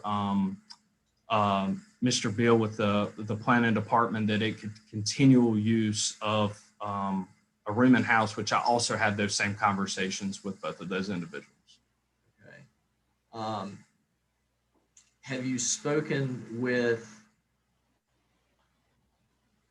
any former tenants of the property?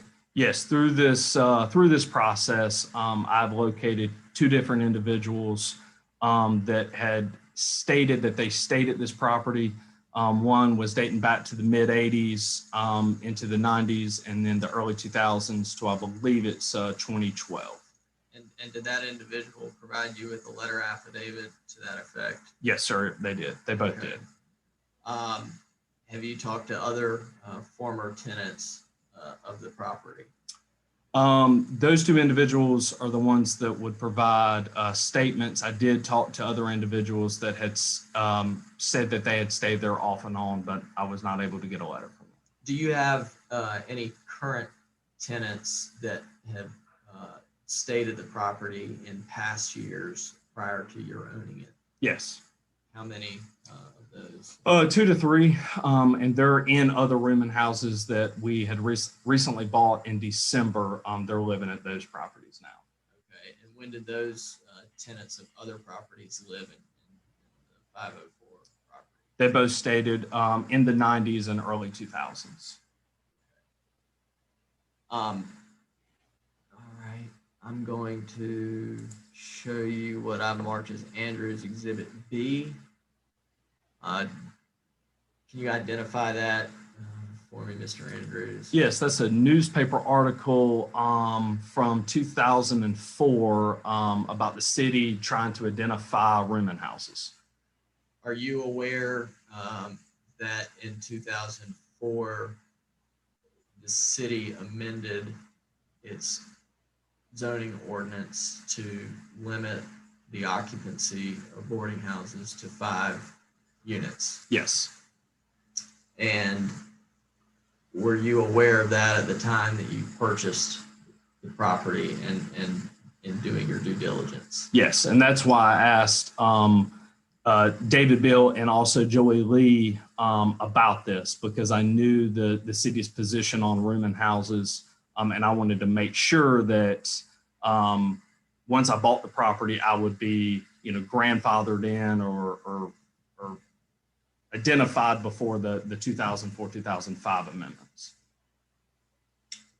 Are you aware of the property being used for anything other than a boarding house over the last 30 years? I am not. What do you know specifically about the history of the property, other than that you've had tenants you have current tenants who have lived in this property in the past? What else do you know about the past use of this property?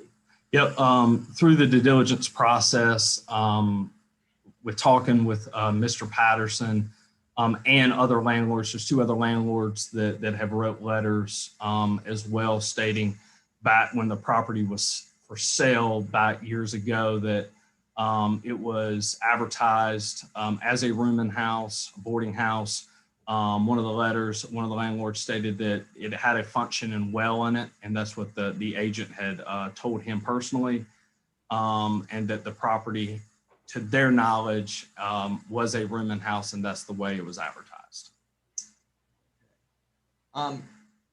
Let's take a minute and just describe the house. Pretend you're giving us a tour. Walk through the front door and walk us through the first floor and the second floor, and give us an internal visual of the layout, and then we'll go through some photos. Okay. It's a Victorian style home. It's got the original hardwoods that have been fully refinished. As soon as you walk through the front door, there is a bedroom on the right and the left. You come on in and there's a staircase. At the end of that hallway on the left is another bedroom and a bathroom. Right before that, there'll be a hallway, there'll be a bedroom, and then a kitchen. When you come back out to the stairwell, you'll go up the stairs. Immediately on your left is a bathroom, full bathroom, and then there are 5 rooms off that main hallway. Okay. Let's just go through and. So I've got a series of images here, and they're all identified as separate exhibits. This Andrews Exhibit C. Tell us about this image. So this image is the front door is right behind you. So to the left and to the right, if you're standing, taking this picture, would be 2 bedrooms. This is the main hallway. You'll see the door right in front of you there. There is a bathroom just to the left of that door and a bedroom just to the left of that door. And you'll see a doorway right there at the fire extinguisher. That is a hallway with a bedroom, and that leads to the kitchen. Andrews Exhibit D, what does this depict? That is the kitchen. It's got brand new laminate hardwoods in it. There's 2 refrigerators, a stove, microwave. There is a laundry area to the right as well.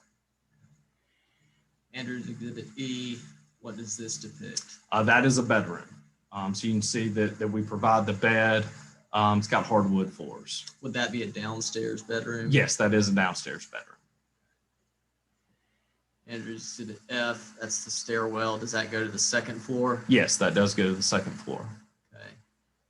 Andrews Exhibit G, describe this area. That is, as soon as you come up on the stairs, that is the common area for the second floor. So the upstairs bathroom is right behind, like if you were taking the picture. And then as you can see, the bedrooms are off to the right and the left. Which bathroom is this shower located in? That walk-in shower with new tile in it is the upstairs bathroom. And Exhibit I, where's this bathroom? That's also the upstairs bathroom. That's in the same bathroom as the stand-up shower. Okay. Which bathroom is this? That's the downstairs bathroom. Okay. And is that the commode area to the downstairs? Yes, it is. Have you undertaken any improvements to the property since you purchased it? I have not. What improvements did Mr. Patterson make? Mr. Patterson told me he did a general renovation permit, which undertook the whole house. He did a HVAC permit. There's 2 new HVAC systems on the property. And there was also plumbing permits for the bathrooms and electrical permits pulled as well. What was the purpose of Mr. Patterson's renovations? You want to make the house nicer. So the house needed a renovation, and that was his purpose. I'm going to run through these letter affidavits, Mr. Andrews, and if you'll just tell me who each affiant is and how you know these individuals. Exhibit L. That's Mr. Patterson. He's with Word Properties. He is the previous owner. And these are all I believe, in the agenda packet, so board members should have had these to review. I won't read them out, or I'll just let you reference these. Exhibit M. That's Rodney Smith with Smith Reynolds or Strategic Investment Properties. He's a landlord here in Burlington. And the notary on this, do you know the notary? Yes, I do. And who is that? That's Candy Winkler. Okay, and she notarized each of these signatures. Yes, sir. Chairman Wilson, if I may object to the letters have signees that are not available for cross-examination, to request that these not be submitted as evidence. Well, I think they've already been submitted as evidence because they were attached to the application. They are, the person signing the letters are not, are they present so that we can do a cross-examination at this hearing? So let me just add that the city utilized correspondence from Mr. Patterson as well. And so they've opened the door to these communications. And to the extent that board members want to afford them the weight, legitimacy, or credit individual board members want to assign, they can do that, but these should not be excluded from the record. Chairman, I'd like to remind the board that they can be accepted as evidence. Y'all can take them in.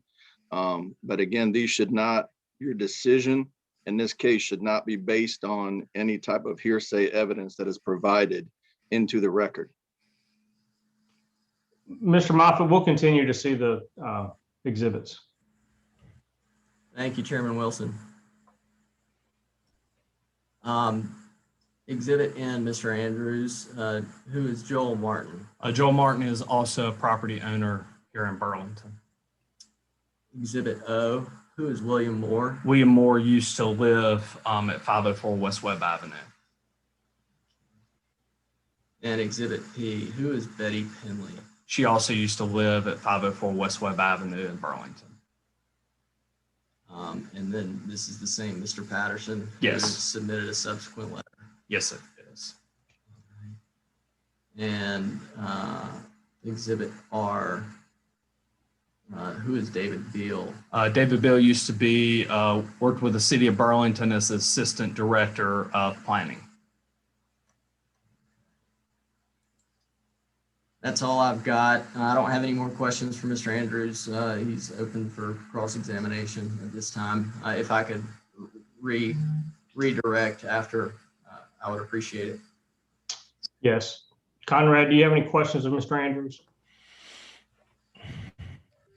Yes, I have just a few questions. Mr. Andrews, when you purchased the property or entered to purchase the property, was the property at 504 West Webb under use as a boarding house at that time? From what I could tell, there were items there. I went during the day. It was me and Mr. John Patterson there, but I'm not in a position to be able to testify one way or the other whether or not somebody physically lived there the day that I went and looked. I can only testify to what Mr. Patterson told me. So the home was vacant or was it occupied? Well, there was stuff there that's open for interpretation. I can only go based off of what Mr. Patterson told me. And Mr. Patterson communicated to you that it was a boarding house at that time? Yes, sir.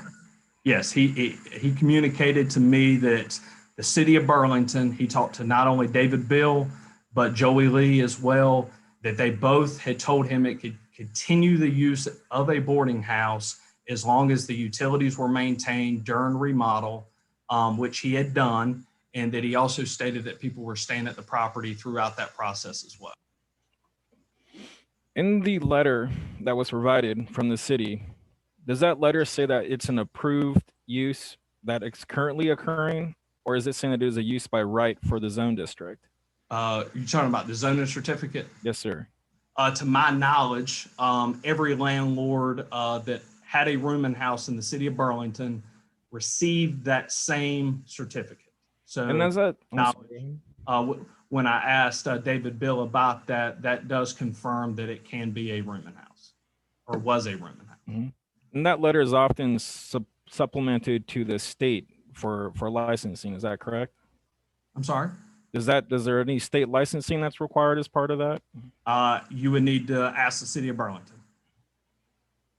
So in your due diligence, was there any follow-up with our city inspections office or the fire department for the required permits to operate a boarding house? Yeah, so I talked to David Bill about the occupancy use. Could it be a boarding house or whatnot? And he said yes. He referred me to Joey Lee, which was over the zoning aspect. I had personal conversations with Joey Lee, and I asked him point blank, is there anything am I supposed to fill out? Am I supposed to contact the fire department for inspections or regular inspections? He told me no, because that's what I had to do in the city of Reidsville to open up a boarding house. And he said, since it's grandfathered in, there was nothing else that needed to be done. There was no paperwork I needed to fill out. Did you happen to get permits for the inspection from the city inspections for the work being done at the home after the No, that after your purchase? All of the work that was completed was done from Mr. Patterson, and all those inspections. I partnered with the director of inspections at the time, Mr. Rice, and he confirmed to me that all those inspections were closed out and had passed.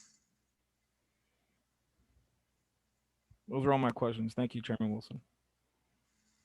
Okay, Mr. Moffett, do you have anybody else that you're going to call as a witness? No, Chairman Wilson, I do not. Okay, so that concludes. Mr. Chairman, just I see that Chris Reynolds has his hand up. It's me, Chris Marlin. Sorry. Sorry, that's okay. My computer's frozen. I just need to clarify a statement made by Mr. Andrews. When talking about the zoning certification letters, those were not issued to operators of boarding houses. Those certification letters are obtained prior to operating a boarding house. An owner comes in to ask if the zoning certification and the designation of the land is correct. At that time, the letter is issued to show that the zoning designation on the property is correct. That letter does not substantiate any start or the continued use of whatever that zoning certification letter was for, whether it be a boarding house or a business. It is done prior to. It is not issued to somebody who has a current operating boarding house. And just to be clear, this is the zoning certification that was issued in January 1998. Correct. Okay. Thank you, Mr. Moreland. Again, both the city and Mr. Moffett, Mr. Andrews have concluded their testimony. So now to the board, before we close for deliberation among ourselves, does the board have any questions of either the city or their witnesses, or Mr. Moffett and Mr. Andrews?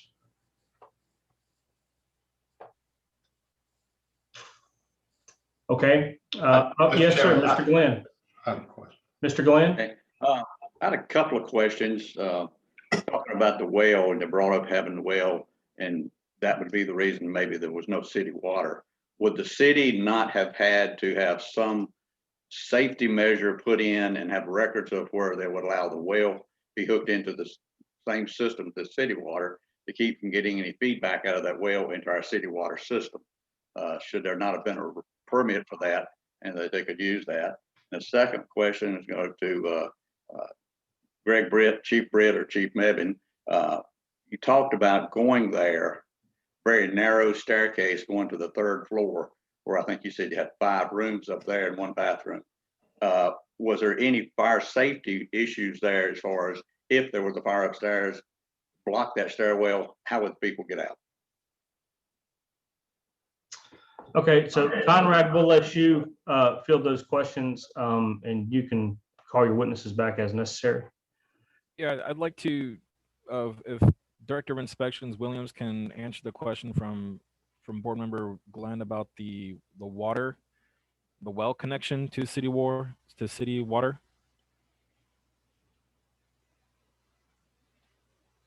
might have.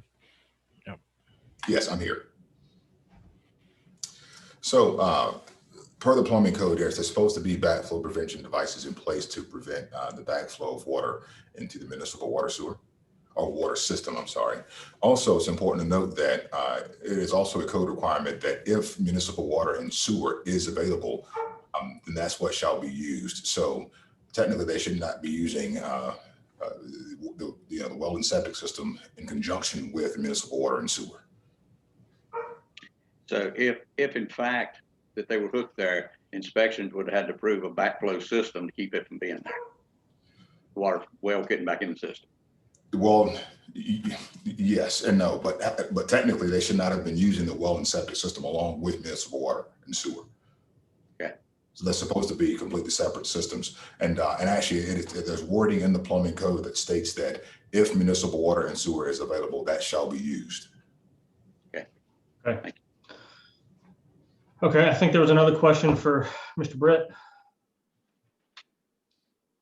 I do. No, Mr. G, just a moment. I think Mr. Glenn. Oh, I'm sorry. Yeah, Mr. Glenn had a question that he has two questions, and the second question to be fielded, Conrad or Mr. Britt. Yes, sir. Mr. Britt. Thank you, Assistant Chief Greg Britt. It was noted in when the fire crews went out May 14th, 2020, that when crews arrived on scene, when they made their way to the third floor, it was noted in the narrative that the stairwell, their shoulders rubbed, and that was the only means of egress in and out of the third floor. However, there are what I call ventilation windows on the third floor, which are small windows just for ventilation, not means of egress. And Russell can speak on sizes for that based on the building code. Would it be required if it was approved as a boarding house? Would you have to have some type of emergency egress? Yes, sir. You have two means of egress. Yes, sir. Okay, thank you. All right. I see Mr. Moffat's got his hand up, and Mr. Moffat, maybe as you talk here, I think I understood that the third floor additions have been withdrawn from your appeal. Is that correct? That is correct. The third floor is not occupied by tenants. The additions that were installed up there are being removed, and so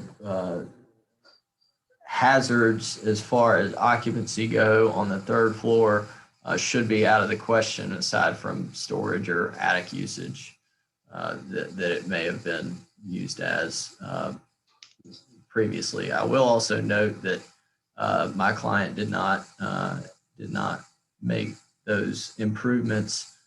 They were existing, so that's also our position. So, thank you. Mr. G, you had questions? I do for Mr. Andrews.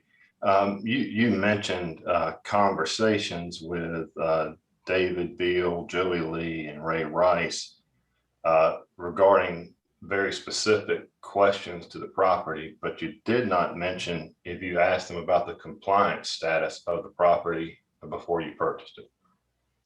Well, I did ask him, could it continue to be a well? Or excuse me, continue to be a rooming house. So that was the compliance question, because from my position there, it was a rooming house. I was going to continue it as a rooming house. And that was the question that I had for David Bill. And he said there would be no new restrictions added to it. The new restrictions would be the new 2004, 2005 amendments from the city council.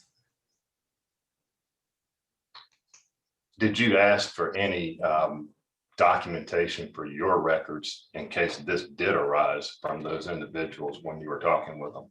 I did not, but going forward, I definitely will. Never imagined 3 years after to be in a position like this. Chairman Wilson, if I may interrupt, if there are any questions to Officer Reynolds, he does have to go out into the field shortly to be directed to him from the board. Does the board have any questions of Mr. Reynolds? Mr. Reynolds, you're dismissed. Thank you. Does the board have any questions of any of the other witnesses? Okay. Is there anybody from the public here that can give testimony to this issue? Mr. Chairman, there is one member in the attendee list. That's the Jay Baker. I'm going to ask that that person be unmuted.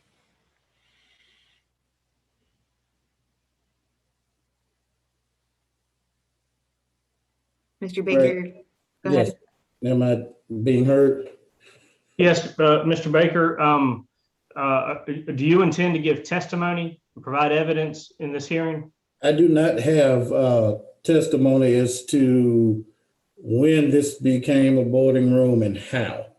I think as a public comment and a supporter of this property, I can tell you that being here at Allied Churches, when that property opened, Allied Churches was the first, myself, was the first individual to walk into that house where the 9 rooms were there.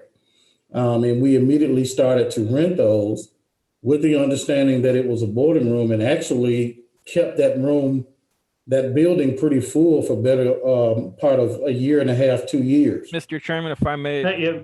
Just a moment. Mr. Baker, first, could you state your name, give us your address? Could you affirm that everything that you've just said and will say is the truth to the best of your knowledge? Yes, Jay Baker, 102 East Cypress Court, Gibsonville, Tennessee, Gibsonville, North Carolina, 27249. I am the executive director of Allied Churches. And could you confirm that everything that you've just said and that you will say is the truth to the best of your knowledge? I do confirm and affirm, yes. Thank you. So you're providing testimony that Allied Churches place tenants in this space? Yes, sir. And that's been for the better part of 3 what are the years. dates? What is the range of dates? We started the partnership in 2018 on that location, and have been 2018. Yes, sir. Okay. And we have been moving forward with housing. Who was the owner of the property at that time? Andrews property. It was right after Mr. Andrews bought the actual location. So it's your testimony that Andrews has operated this as a boarding house? From the day that I walked in, yes, and there were no occupants on that day that I walked in. No occupants on the day you walked in. Okay. Sir. Okay. Is there, does anybody have any questions of Mr. Baker? I have a question, if I may, Mr. Wilson. Yes, please. Mr. Baker, to confirm, Allied Churches has a partnership with other boarding home facilities in Burlington? We do. And when I say partnership, we do refer individuals that are homeless, on the verge of being homeless, to find places for them to stay. What makes the boarding room issue kind of important for Allied Churches is that when we talk about affordable housing, individuals that are on disability and Social Security and they have a limited income of less than $800, this is probably one of the most affordable in the city of Burlington, keeping in mind that Burlington Housing is not taking any applications or receiving new applications until 2022. So there's where my kind of interest peaked in this. Understood. Thank you. And to confirm, when you said the boarding homes or your clients with boarding room facilities, is there any due diligence on your end to make sure that they have permits from the city and fire inspection records, that these are safe locations, accommodations for tenants? Yes, the only thing that I'm required to do through the state is to make sure that I complete an inspection, which is a walkthrough inspection, and I make sure that there is a certificate of ownership for the property with that landlord. And was there a certificate of ownership that Mr. Andrews presented to you prior to? Yes, we were able to go online and see where he had purchased the property. Yes. So was it a certificate of ownership specifically for a boarding room use in that home at 504 West Webb? The certificate of ownership, I have not even seen a certificate of ownership that says for boarding room use only. Oh, so it was a confirmation that Mr. Andrews or Yes. his company owned the property. Okay. Yes, it was a confirmation that he owned the property, correct. All right, thank you. Thank you, Mr. Baker. Yes, sir. Okay. Ms. Greason, I see you have your hand raised. Do you have a question of Mr. Baker? Yes, Mr. Baker, did you ever work with Woods Properties to send people to the boarding house? I have not, Ms. Greason, and that would probably be because I was not made the executive director here until 2018. Okay, so you've only worked with Andrews Properties. Yes, relevant to this case, yes, ma'am. All right, thank you. Okay, thank you, Mr. Baker, for your testimony. Mr. Moffett, do you have any questions, Mr. Baker? I do not. Okay, thank you, Mr. Baker. If we could place Mr. Baker back on mute. And I believe that I understood that was the only person from the public that wished to address. Okay, so final ask of the board, are there any questions of the city or of Mr. Andrews? Okay, I don't see anybody indicating any questions, so we will now close for deliberation among ourselves. We are here to determine if this is a boarding house, an ongoing boarding house, and therefore entitled to now 9 rooms, omitted down from 14, 9 rooms instead of the code's 5 rooms, compliant with section 23-24A.1 boarding rooms of the Burlington Code of Ordinances. And we've heard significant testimony on both sides regarding that. Is there, does anybody want to have comment, discuss? I think that the decision points us to, like, the process for making a decision indicates that we have to look back to the language specific to the ordinance as our primary driver in making a decision of whether or not this appeal is approved. I think Mr. Moffett made a good argument that just because the property was vacant does not necessarily eliminate the prior use. And I think that was specific to the period of time that it was owned by Word Properties, and the argument being made that they were renovating the property at that time. I think that the testimony that Mr. Andrews gave regarding his support from Mr. Lee, Mr. Beal, and Mr. Rice has to be treated as hearsay because they are not here to provide that evidence themselves. There is no documentation that there was any evidence that this was a compliant boarding house or that it had been grandfathered. We've heard a whole lot, but I think the thing that kind of steers me in the direction to support the city's position is the direct testimony of Mr. McCaslin, who indicated that essentially he lived in the house, his grandparents lived in the house, and it was not used continuously for a non-compliant boarding house. And so because of that, it's my opinion that they exceeded 180 days being in non-compliant status. And so it's not something that should be grandfathered. I don't have a problem with it being a boarding house as long as it meets the standards of current ordinance. I believe we also heard testimony from the real estate agent, Sherry Harris, that marketed it, and it was not marketed as a boarding home at that time also. The grandson of the owners, McClauson, lived there at 2 different periods between 83 and 87, and again between 2012 and 2014. Certainly the period of 2012 to 2014 being 2 years exceeds the 180 days. And additionally, he testified that it was not used as a boarding house at then, and it's well after the 2004, March 16, 2004 date the ordinance being changed. So I would agree, Mr. G. I think that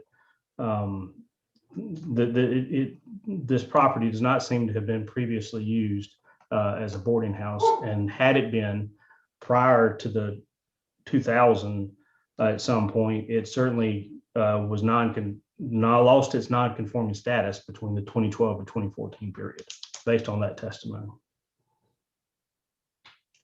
One thing I'd say is that when we look at some of the statements of the people that said it was a boarding house, was like in the 90s and the late 80s, those dates don't coincide with the grandson. Grandson said it wasn't up until 2014. So there's some questions about, I agree with Mr. G there. There's questions about the time factor, when it was a boarding house. He says it never was. You got some of these other people, realtors, that say it was.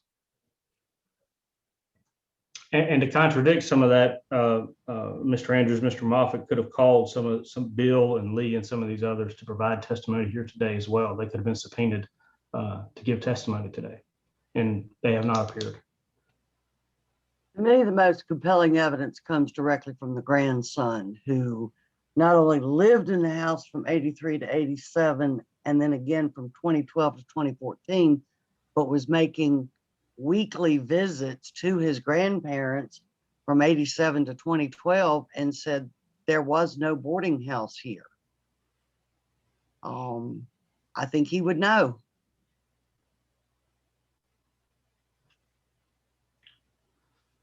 Okay, I sense, is there any more discussion of the board? Are we ready for a motion? I have a procedural question of the city, and I don't know if Conrad or Chris Marlin who could answer this, but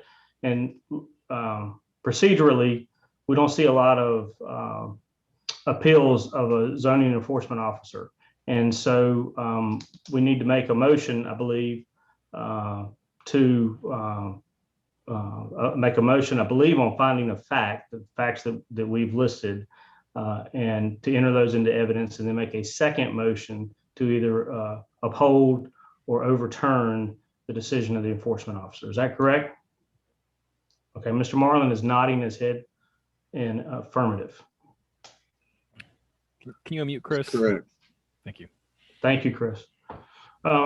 Okay, is there somebody on the board that would like to make a motion?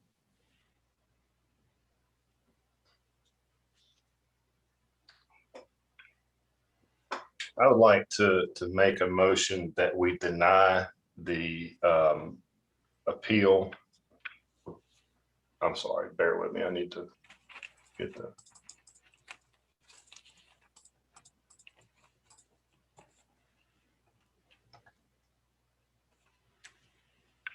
I'd like to make a motion that we deny the appeal for property located at 504 West Webb Avenue for operating a rooming house with 9 rooms as opposed to 5 rooms, based on the fact that direct testimony from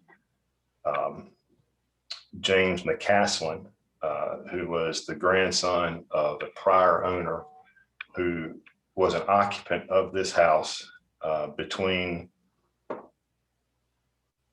1983 and 1987, and then again between 2012 and 2014, and that he also made multiple weekly visits in the time that he was not living in the house, testifying that this was used as a single family residence for his grandparents and was never used as a boarding house during that time, as evidence that this property exceeded non-conforming status for more than 180 days, and so that it does not meet the requirements to continue operating in that non-conforming status. So Mr. G has combined both of those motions, one with the findings of facts and a motion to deny the appeal. Is there a second for that motion? Second on both of them. Okay. All those in favor, if you could say yes and raise your hand at the same time. So all those in favor of denying the appeal, say aye. Aye. Okay, and that's unanimous of the panel. I think, Mr. G, in the past, we've actually made a motion to uphold the city's findings as this. So just to be thorough, if I'll make a motion, the chair makes a motion to uphold the city's findings, that this is a non-conforming boarding house being operated, and we will uphold the findings of the zoning officer. So is there a second for that motion? Second. All those in favor say aye. Aye. Aye. Okay. Mr. Glenn, did you vote there? Said yes. I just I had to look down. Okay, I was thank you. reading So some- I was Mr. reading Glenn some also notes. voted in the affirmative, so that's another unanimous decision there. Is there any other cases to come before the board, Mr. Marlin or Mr. or Olamed? Yeah, there are no further cases. There are No no further other cases. cases for the board. Thank you, sir. Okay, with that, we now stand adjourned. Thank you. Thank you.